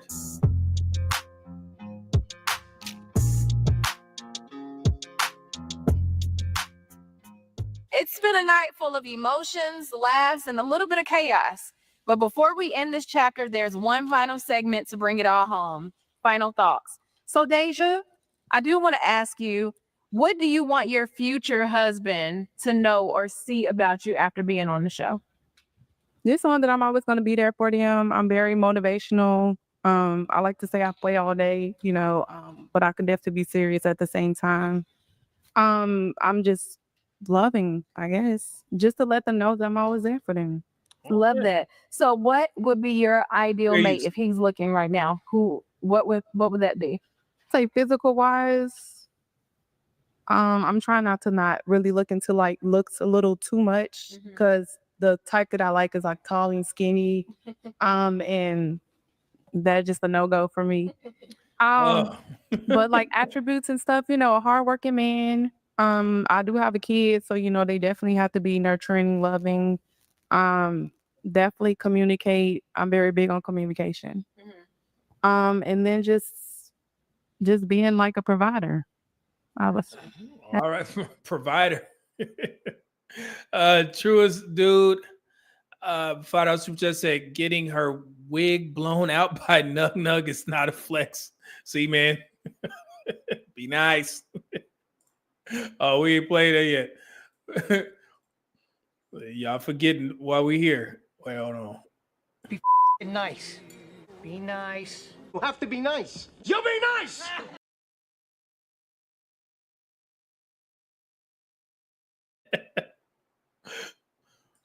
Let me see here. Hold on.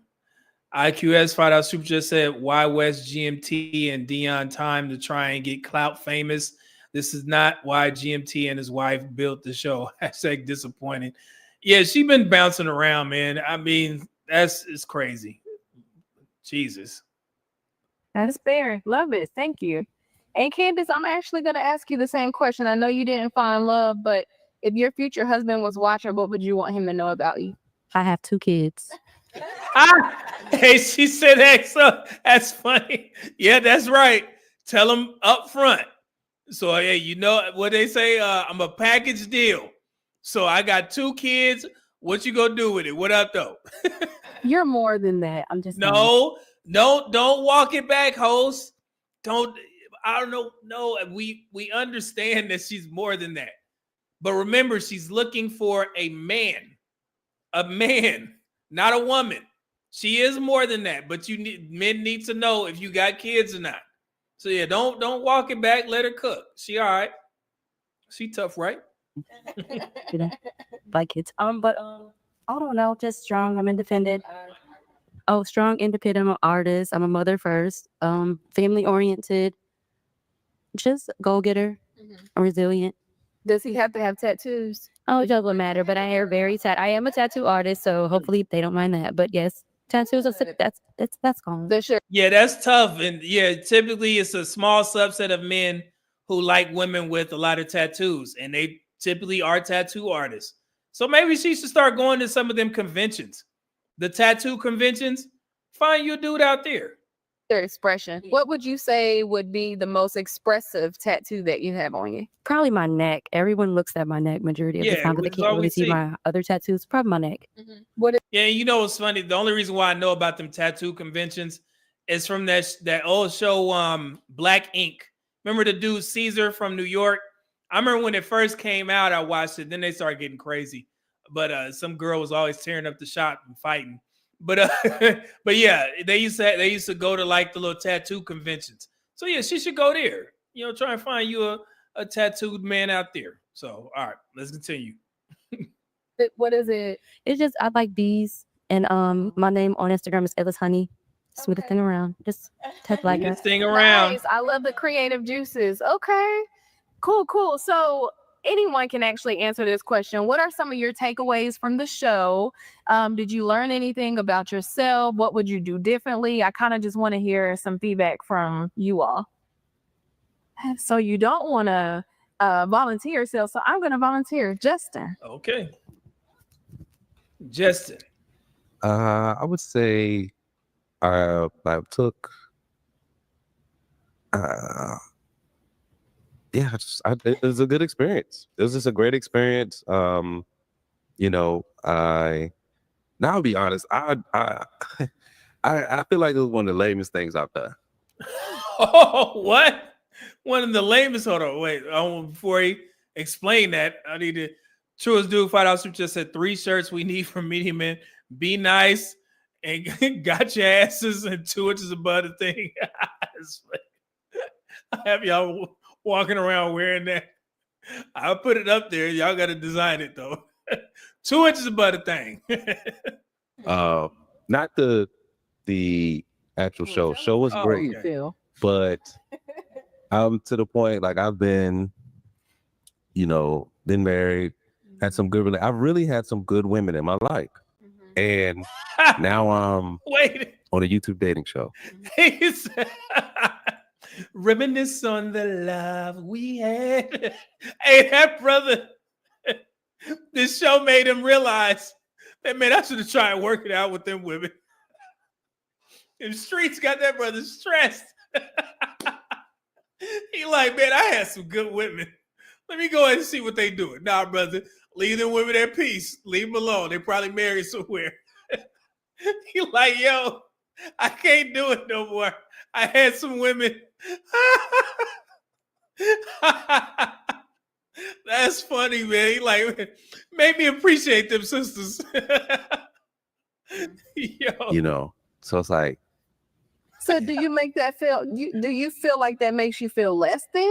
no, not less than. It's just that it makes me reflect on those past relationships. I had some women that really held me down. I had some women that. What you did, brother? You thought you had more time? You thought you was gonna find something better? Really were good partners. God has blessed me to experience that and experience Look love. at him. He then became spiritual as well. God bless me with some beautiful women. Hopefully they watching. Hopefully they watching. Because y'all was all beautiful. I'm just tired out here. I didn't appreciate it at that time. Now I'm at a point now where I kind of got myself together and I'm doing well, but in the romantic or the love department, trying to find love on a YouTube show. And I just like, not that, again, I love MEET2MARRY. MEET2MARRY is great. It's just like, We understand, man. I just reflect on it. My past is my past, not, dwelling on it. But it just makes me look at it. It makes me look like that. I had some women that, that held me down and, and now I'm trying to find love in, faithful dating or on YouTube show and all that stuff. And it's like, oh man, well, it would have been nice if I'd have known what I know now. Right. I'm missing you. Like a star fall around the room, like the star come out in June, like a rain before the bloom. I'm missing you. You. I can't sing. Case, that's one of my favorite songs. Oh, summer day. Yeah. I'd rather miss it, baby. I love that. Yeah. I love it. Self-reflection is huge. Taurine. So do you still have faith in love regardless of what has happened on the show? What is your take on relationships and moving forward in your love life? I absolutely do still have faith in love. Never lost it. I want, everybody close to me to find their person. I want to find my person. It's just gonna take a little bit more time, I guess. Or in retrospect, it may just take a little bit more growth on my end, because like I alluded to earlier, I made, connections after the show that have impacted me significantly. And it's one of those situations where, you don't want to necessarily miss out on something too good for you, So just taking that with me and just learning that, there are things about me that I could build on and, work on, and yeah, that's pretty much it. Awareness. So does that take because I know you mentioned after the show. So is that, and you mentioned growth on your end as well. So is that more so of you needing to change your perspective or how you do things? Where does that come in place? Probably a little bit of both. Because I guess with the way that I date now, it kind of stems from having trust issues and problems with my past. But taking that into the future, and trying to develop, the type of relationship that will work and be successful in today's society, some of those principles I can't carry with me. So, just learning the discernment between that and understanding, my potential lady. I'm still laughing. I'm Justin, man. That's so funny. That made him appreciate his old things. The possibilities are endless with me. So, feel me? That's good. Okay. I love that. And then Jesse, I know it did not work out between you two, but do you still believe in love as well? Yeah, I'm full of love. I, believe that the good parts and the bad parts of love are still beautiful. Okay. I am dating right now, a really great guy. So Okay. Wait. Earlier in the show, she said she was single. Am I tripping? I could, because somebody was in the chat and was like, man, I like her. But she said she was single. Now she dating the dude. She's what? You found him on the show? Are you lying? What's going on here? Well, young folks, I don't know what y'all be mean. I'm dating to me. You just, you enjoying somebody else's time. You're going out to eat and shit. But dating to young folks may mean a whole lot of things. So, but she did say she was single. Yeah, that's all right. I don't know.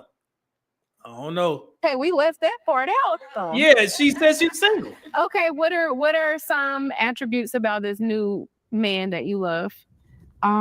Very understanding when I express things. He's ready to listen. He's very intentional. Yeah. So he's essentially the perfect man. Man, did you just make this up? You ain't got to lie, Craig. You ain't got to lie. Okay, well, congratulations. And again, good luck to everyone here on the stage. good. Again, give yourselves a round of applause because you did major things. Major things. And before we go, is there anyone else that has any final remarks? I do. I take away from the show. Yeah, let Belinda cook. We can go anywhere and meet someone. Being on this show is just like going to a grocery store and meeting someone out. We're old people. I think that I like that. It's a tool, man. People use, well, I was going to say for everybody, but Aisha, I don't know about her. But yeah, it's a tool. It's another dating tool, I guess. Looking within, because I'm not perfect. And in my past relationships, if I had done something, I walk away. I could find another one. I've room out there.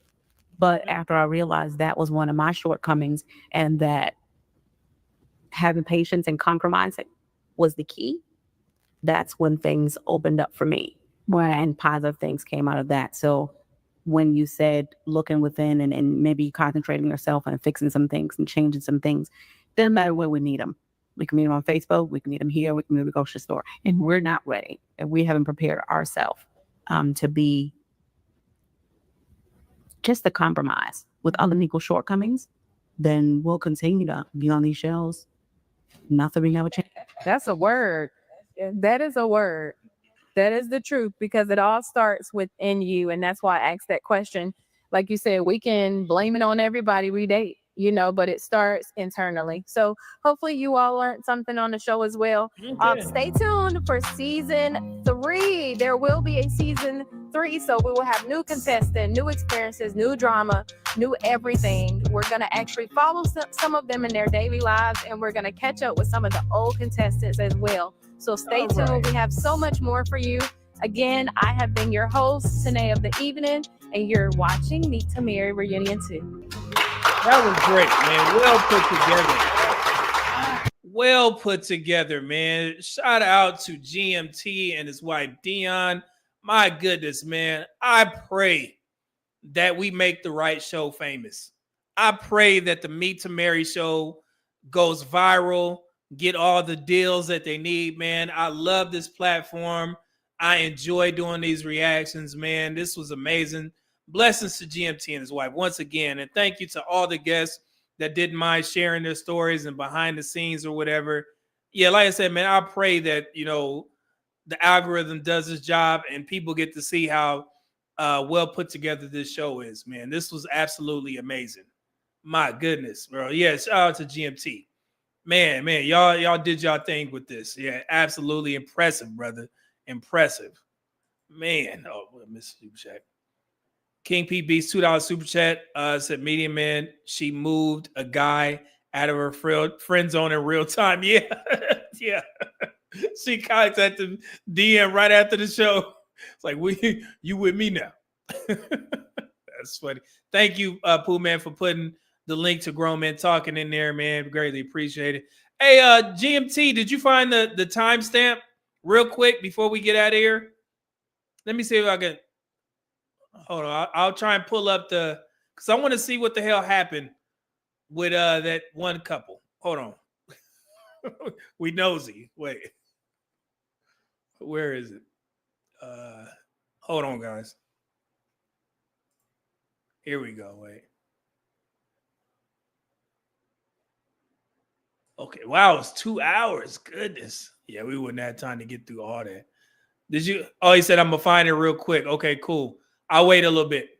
So I got it up, GMT. So whenever you ready, just let me know the timestamps and I will pull it right back up. Again, man, shout out to y'all for sending in the super chats. You know I enjoy this. You know, I enjoy doing this. Hopefully you learn something from me, learn something from the people from the show. I definitely learned a lot, you know, and hopefully I'll be able to convey some of these messages and, you know, lessons into some of the upcoming episodes, man. But I appreciate y'all, you know, wanting my insight on certain things. I greatly appreciate it, man. This is absolutely amazing.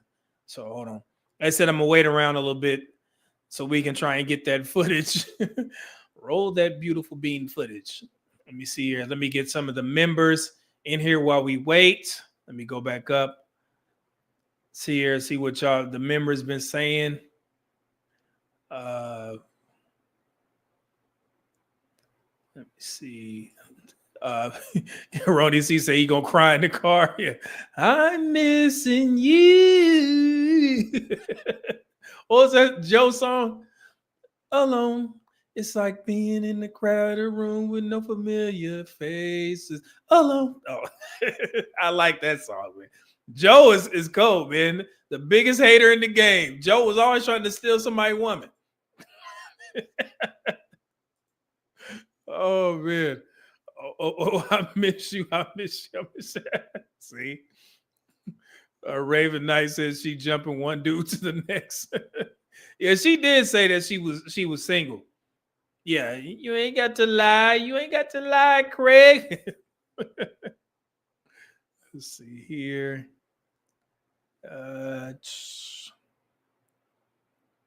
Okay, 1 hour and 19 minutes. Thank you, GMT. Let's scroll over. 1 hour and 19 minutes.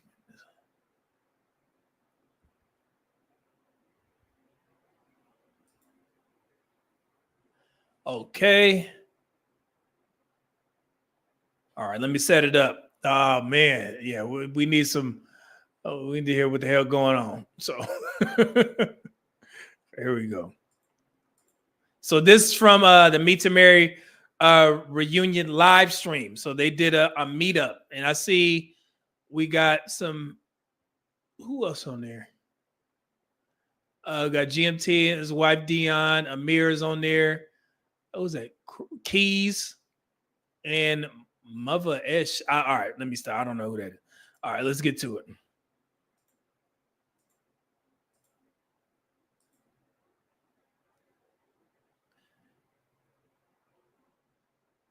All right, here we go. 1 hour and 19 minutes. Let's get to it. Let's see what happened. Did you want to respond to that, Amir? Man, she did say that, and then I was like, I look like that, like, you know, I really give off that energy. But I'm like, you know what? It is what it is. I did give her about my past. I told her every day, but I wanted her to get to know me. So I was like, yeah, I've done time before. Like, I used to be in the streets, like, but the path that I'm on right now is what created from all of that trauma in my life. So the positivity she's saying that I can't take, I executed it all throughout my social media accounts, my walk of life. You know what I'm saying? So when she said that, I didn't take no offense to it. I just want to let her know, like, remember you said you want somebody you feel comfortable with when you're in the club or whatever. I'm that guy. I may not look at it, but I walk in the room, I promise you, I get that attention. And I told you that. Like, I've done security at Stats, many a clubs. What? Like, it's nothing. It was nothing sober. I ain't. Oh, let me see. Wait, let me get the super chat for GMT Cook. Dante Bryanton, our super chat said the things your man won't do. Joe was trying to check somebody's girl. Now that you mentioned it, then gonna have the nerve to ask his girl where she was at. Yeah, see, Joe was trying to steal everybody's woman, but they were so, sonically pleasing. It missed a lot of people. But here we go. So, man, talk to me, man. What was going on with, because you felt the tension, the vibe. It was just like our chemistry was just so off, sitting on the couch next to each other. I remember just sitting back. Hey, Amir came on there in a tank top. He like, look, let me go ahead and put on some of this oil to show y'all I got a little bit of cuts in these arms. I could definitely protect you. I see you, Amir. Okay. Stage, and I felt like moving y'all. I felt like putting you on one couch and her on the other, just because of that energy that both of y'all was giving. Like, I pick up on energy, right? Like, I've been around. Like, I'm not young. Like, I know how to read the room. You know what I'm saying? So, like, when they came in, like, I already picked up the vibe. Like, they said, you know what I mean? They said hello to everybody. Ha, ha, ha. Speed past Amir. You know what I'm saying? Who's doing laundry and shit right there? Who is that? Muppa Ish. What is she doing in there? Sit your ass down. What you doing? And I honestly, I just came there just to support and tell my side or whatever. So I ain't come with no ill intentions or nothing. But once I felt. But is it a Aisha? Yeah, that is, okay. Thank you, Grumman. Yeah, that is Aisha. Okay, all right. That energy, and I seen how they was moving. I was just like, I already, you know what I mean? So that set the tone right there for me. So she's smoking hookah and shit. God, I'm in my she Aisha, she into something, man. Something going on over there. I don't know what's going on, but something's going on. feelings or whatever, like you gonna feel it. Like you gonna like, yeah, nah, he ain't feeling me, y'all. Yo, he likes me, y'all. You gonna know. I don't have a problem telling the person like, yeah, I'm not messing with you all. You know what I'm saying? That's real.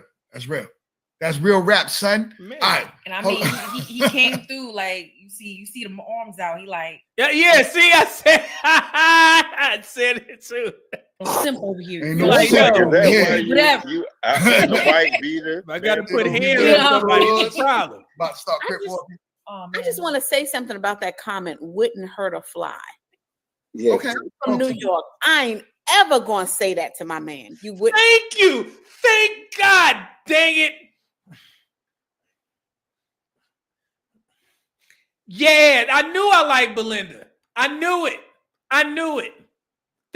Tell him. That's what I'm talking about. We ain't tripping. You can't gaslight us. We know the game. Belinda, no. I knew it. Hell yeah. Hurt a fly? That don't even sound right. Like, get up out of here with that. So I think she did try to come for him, but she don't know who he is. That's right. She don't know who he is. That's right. So that, yeah, she can go ahead with that. I like her. I like you. Yeah, Lo. Yeah. You damn right. I told y'all, Nick. Oh. Yeah. Yeah.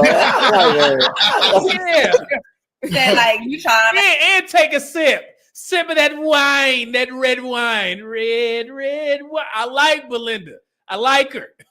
act like you ain't mean what you said. You said what you said. Like she knew when she said that, like she meant something behind it because it was like she told me like, yo, What was the context around the conversation? Like I feel What was the context around the conversation? The context. Yeah, look at Belinda's face. She ain't with that foo-foo, man. She ain't with the foolery. She know the game. Man, I told y'all. Yeah, shit. Zante Bryan 2000 says she got it. I love Belinda. Queens represent absolutely, man. I knew it. I ain't gonna lie, like I remember verbatim. After I was standing outside the car, whatever, and then I don't even know how it came up, to be honest.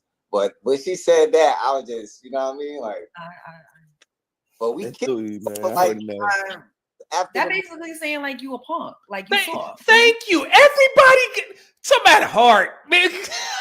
Chill out. Even GMT wife is like, man, I said the same thing, like, man, like you soft or something. Like, what? Come on. That's like you want to hurt a fly. You Steve Urkel. Get out of here. Like, Urkel, yeah. You know what I'm saying? Looking like Poindexter at the DMV on Martin. Nah, he ain't that. I love Okay, I want to play devil's advocate. Can I play devil's advocate just a little bit? GMT was doing. What if it was meant along the lines of, because that's why I asked what the context was. Look at Belinda. Hey, she calling your BS out, GMT. Don't do it. Yeah, look at Belinda. Belinda. What if it was what if she was, the conversation could have been something along the lines of, you know, oh God. like you're a nice guy, whatever. Nah. I just see your heart, and you're such a good person. And I can't imagine you. I ain't get that type of out and hurting somebody. Nah, I never got that vibe from her as a person to speak of me like that. You get what I'm saying? So I wouldn't. That right there, I can't jack that. This is the same girl that's told him, when I'm out with another dude, guys be trying to talk to me. See, so y'all know what she own, man. She one of them women that's gonna dress crazy, hanging out, titty free, booty out, and she gonna get she does that to get a rise out of men, and she gonna look to your ass to go swing on somebody. Y'all better start listening to your aunt, man. Okay, and I think if I'm not mistaken, that was a woman that was very attractive, had a nice body. She know what she doing. She liked the attention, and she want dudes to fight. Watch out for women like that, man. Come on, she was poking the bear. Thank you, Belinda. Like, No, she was playing like she wasn't really ready to be. Now I got to have me a taste. So let's pop that open. I'm not even funny or nothing. Like, honestly, like a day is too much of my time if you're not gonna be real with me. You know what I'm saying? So if I'm telling you, like, from the get-go, like, yo, this is my past, this is my traumas I've been through, I dealt with them. See, and this is what I'm talking about, man. I asked the question: are there any female channels that teach women how to carry themselves on social media? You smoking hookah on live stream? Like, this is disrespectful. I think there's an untapped market. Would these women even listen? Nah, they ain't gonna listen. So I don't even want to send any women down that rabbit hole, man, to try and talk to these women. Hey, you should be doing this online because it's gonna affect you. They ain't gonna listen. God dang it. We tried. So okay. I already know how to maneuver if I get triggered, and then you turn around and you know what I mean? Got me chasing you. So look, I asked her, I said, yo, can me and my homeboy Vinny come out to the fair with you and your friends? And then she didn't respond back for 2 hours. This is an open space. You know what I'm saying? And when she responded back with, oh, we might go to the movies to see Sinners, what we was going to see. So I'm like, yo, why can't, wait, I was like, yo, aren't we supposed to see the movie? Like, yeah, we are. I'm not going to go with them. So long story short, my homeboy, he like, yo, why she don't just say we can come there with them? Because it's an open space. It's the fair for Charlotte. You know what I'm saying? It was around that time. And he took that as I'm telling her, yo, leave your friends. I just want to come kick it with you. Yeah, she was trying to cause drama. Nah. That's wild. That's wild work. Let me get this super chat. King PB Suit Out Super Chat said, medium man, what does that say? Maggie, the substitute teacher, does wife training. Oh, okay. You know what? Maggie, the substitute. I remember seeing her on a panel a while back. If I'm not mistaken, Kevin Samuels may have mentioned her name. So she teaches women how to carry themselves. Like, that's what I'm gonna check that out. Yeah, hopefully she's doing well. All right. Appreciate that, King P Beast. Thank you. That wasn't the case at all. Like, you got friends, I got friends. We outside. Right. When you say Vinny, that's like swimming with the fishes. I don't know if I would have went with. Nah, he was actually at the show. I'm just messing with you. It's the wine. Wine, that sweet wine. Yo. Y'all need to come over here. We need to have a party. I like Meg. All right, I like Belinda. So GMT, is it gonna go on? Where do I need to stop it? Let me know. All right. You know what? I'm with that. I was just trying to play a little devil's advocate there. Yeah. Okay. IQS. Find out. She just said wrong. Maggie. Wrong Maggie. Wrong Maggie and Lucy does it. Oh, you saying wrong Maggie and Lucy does it offline. Now, who is Lucy? Okay, cool. I appreciate it. Let's continue. You don't need no. You know what I'm saying? Nah, brother. I get it. Though. You don't need no advocates. My wife has never told me that ever. Like, And you would have looked at me sideways if I was like, "Oh my gosh." Yeah. You'd be like, yo, what you mean by that? You would have kept me on my head after that too. That's right. Yeah, she blowing this. This is disrespect. These young women, boy, no couth.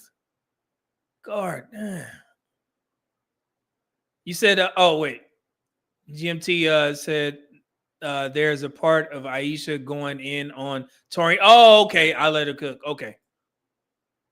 Such a good boy. So cute. Squeeze your whole cheek. Nah, that's crazy work. That's crazy. No, don't do me like that. Don't do me like that. Now, of course, yeah, but You want to break in a fight? it's Oh, let me see here.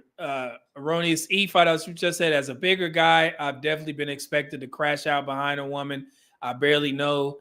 It's like the physicality emboldens them to be reckless. Yes, sometimes they will take advantage of bigger guys to put y'all in situations like that.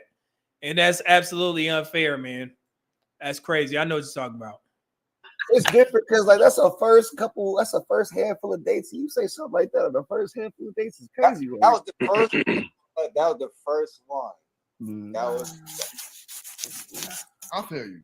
That ain't it, my boy.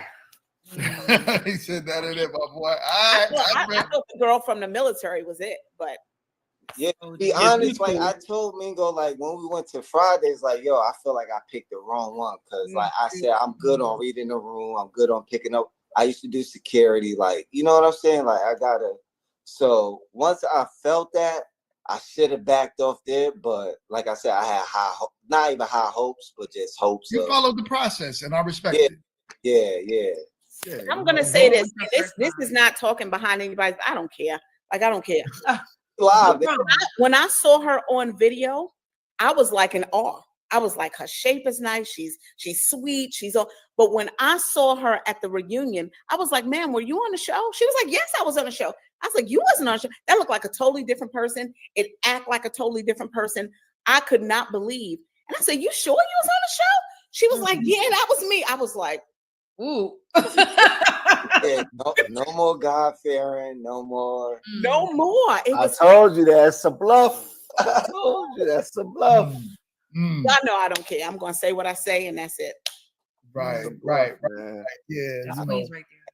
You know, like I said, you know, I have my thoughts, but I love, you know. Yeah, you stay neutral. You stay neutral.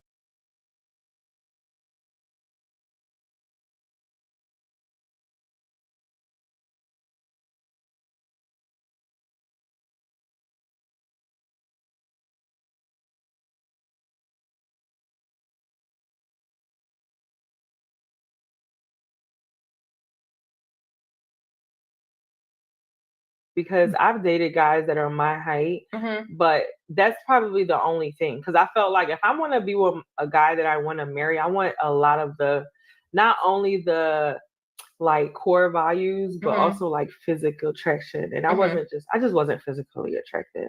Okay. Like outside of that, so that's why I said scared, because it's like I'm scared that if I be with someone who I'm not strongly physically attracted to, that I won't be. Yeah. I don't know. I just wouldn't give it a lot of the energy that he probably would have deserved, because he was a good guy. I got you. So I wish he was here. So Aisha, let's talk about it. How important, well, you basically broke down physical attraction and how important it is to you.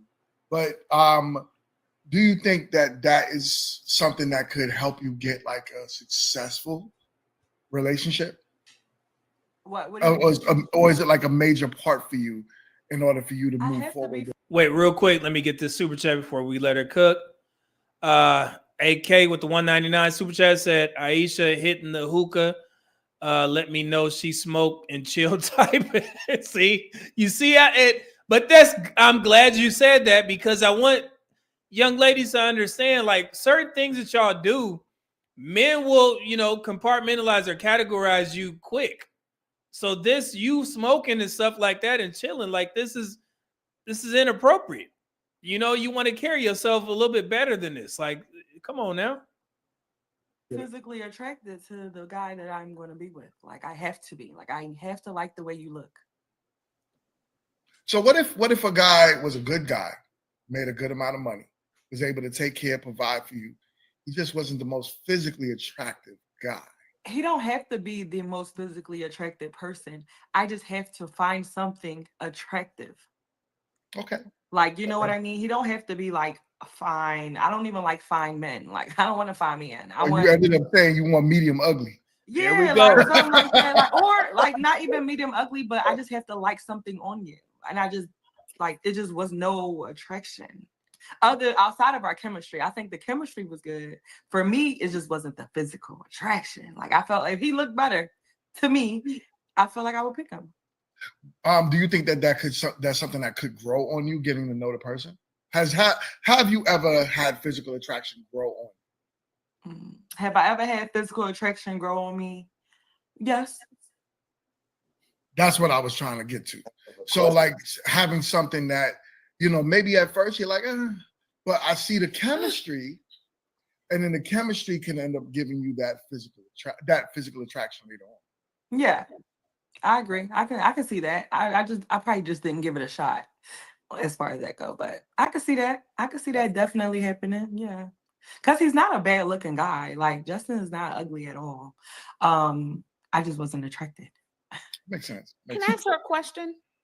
Yeah. What color was his eyes? Who, Justin? It was brown. Light brown, dark brown. Dark brown. They were light brown. I did not notice that. Beautiful eyes I've ever seen. Oh no, I did not notice his eyes. Like, you should look in his eyes. I was looking at him the whole time. It was I looked in his eyes and I was like, oh my God, they were light brown. For real? Sometimes we don't see things. And that's the only reason why I said it. Sometimes we don't see things because we might be looking at Torian. But take a look at him. Torian. Dante Bryant, $5 super chat said, I don't like fine men. Translate to, I don't like a man who knows he has options. Yeah, it can be true. Thank you for that. Just take a look at him. See, now for me, I look at Torian, I'm like, wait, why? Belinda, hold on now. What's wrong with him? I look at your boy and I'm like, he got a 401k. He taking care of those kids. He got a good personality. You know what I'm saying? So, but just take a look at him. I don't think he's ugly though. Like, I don't think Justin is ugly. Like, I don't think he's ugly at all. Take a second look. I have a question. So, we didn't talk about we had 3 men. We didn't talk about Vernon at all, Aisha, too. I wanted to know why we didn't talk about Vernon. What happened to Money, Vernon, Mount Vernon? When you don't show up to something, sometimes you get forgotten. Is that what it is? I want to hear to talk about Aisha, too.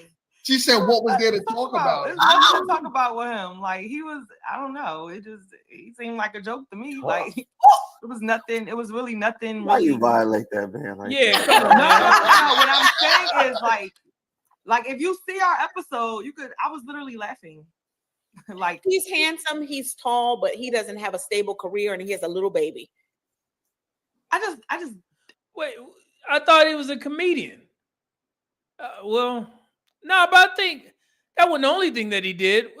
Hold on. I didn't like his. I just didn't like him. When you know, you know, yo. When you know, you know. That's fair.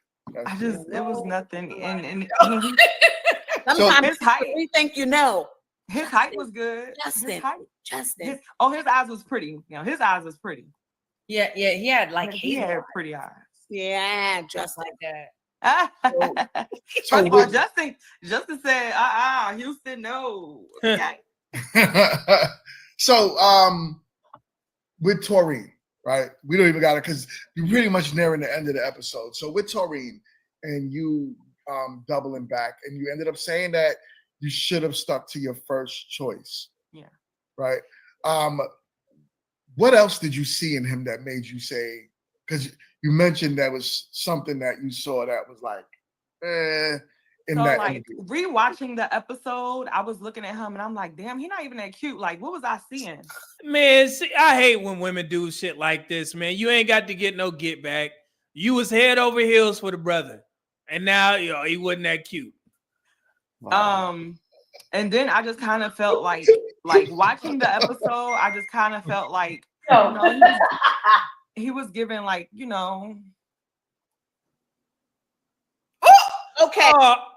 See, sometimes it's hard for me to defend black women on shit like this because we see this too many times. Every time a black man does something that y'all don't like, he got to be gay. This some bullshit, man. Hey, you know what? You don't want to say it. Justin was cute. Justin was pretty. I thought Justin go both ways. Justin too. See now, Belinda, you tripping. This is wild work. What is the infatuation with black women and calling black men gay? I thought y'all like gay men. What kind of shit is it? Justin had a sweet Justin with the braids. No, that's Taurine. Oh, so they call it man. What the hell is going on? Taurine had the sweetness. He had the sweetness, and nobody wanted to say it, and it was there. And I know his parents was married for 30 years, but there's a sweetness there that he needs to explore. Nah, man. Now I'm not cool with Belinda. This some shit right here, man. This bothers me. Bothers me to the core. This is some bullshit. Both of these women need to apologize to Taurine. Because this is uncalled for. This is absolute garbage. Y'all trash for this. I'm talking to both of y'all. Both of y'all trash. Okay? This shit gotta stop, man. This is some bullshit. Y'all too grown for this, man. God damn.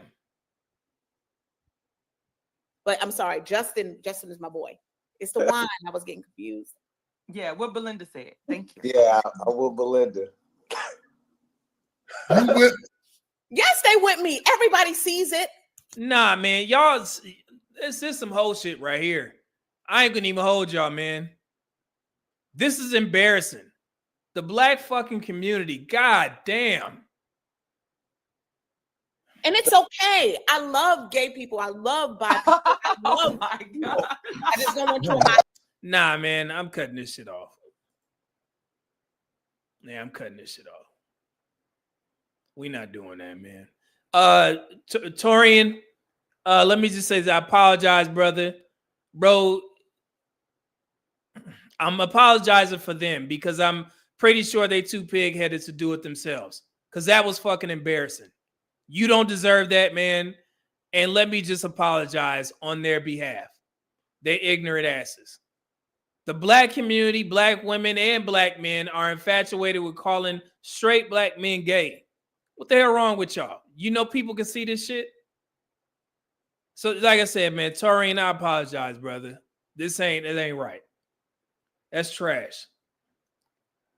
Air Force Reek, $2 super just said Belinda just lost 10,000 points for that BS. Yeah, man, this is crazy. Dante Bryan, $5 super just said, yeah, I always wonder how people who practice that lifestyle feel about black women using them as an insult. Yeah, it's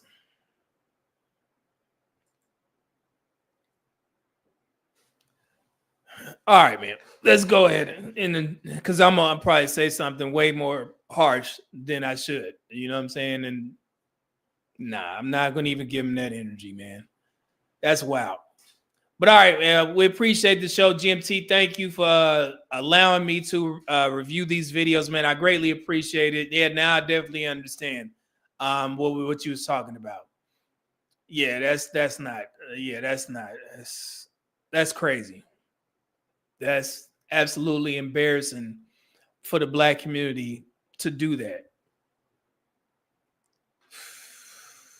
Man, let me see what's going on. Oh, okay. Grown Man Talking. I spoke with him this morning. He was upset. Yeah, man, you get a chance to talk to him. Tell him I apologize on their behalf, man. I didn't, you know what I'm saying? Yeah, my bad, bro. You know what I'm saying? You good? You all right? This just on their behalf. All right. Damn. GMT said I apologize on behalf of the show. Yeah, man. Same here, man. Young man don't deserve that at all. You know. But again, y'all, I appreciate it. Thank you for tuning in. Didn't say that we had to end on this type of note, but sometimes, man, you just never know. But yeah, enjoy the rest of your week. Tomorrow we got the travel brief. You know, real quick for the Dominican Republic travel. Please make sure you tune in for that. I would greatly appreciate it. Thank you to everybody that sent in super chats. I mean, these last 2 days has been some of the most joyous moments on my YouTube channel. And, you know, doing 3 live streams in a row, we going to make it, man. We definitely going to make it. And I want to see everybody back here. Thank you for rocking with your boy. We ending the show with 61 folks in there, man. So thank y'all for staying with your boy. This is almost a 4-hour show. So I'm glad that y'all was able to enjoy, this with me, man. MEET2MARRY definitely got great things. I can see it. I see the blueprint, man. This is amazing. So blessings to all y'all. And like I said, I'm going to leave it with, my bad. Roy C2 super chats and better news. OKC and 5 we lit. Yeah, they did. They closed it out, man. Good on them. But make sure y'all tune in tomorrow again. And I'm out, man. I'm going to give something to eat and just chill for the rest of the night, man. And give me a glass of wine. So appreciate it. God bless. Media Man out. Peace. Listen to Serving Beats. Here you go.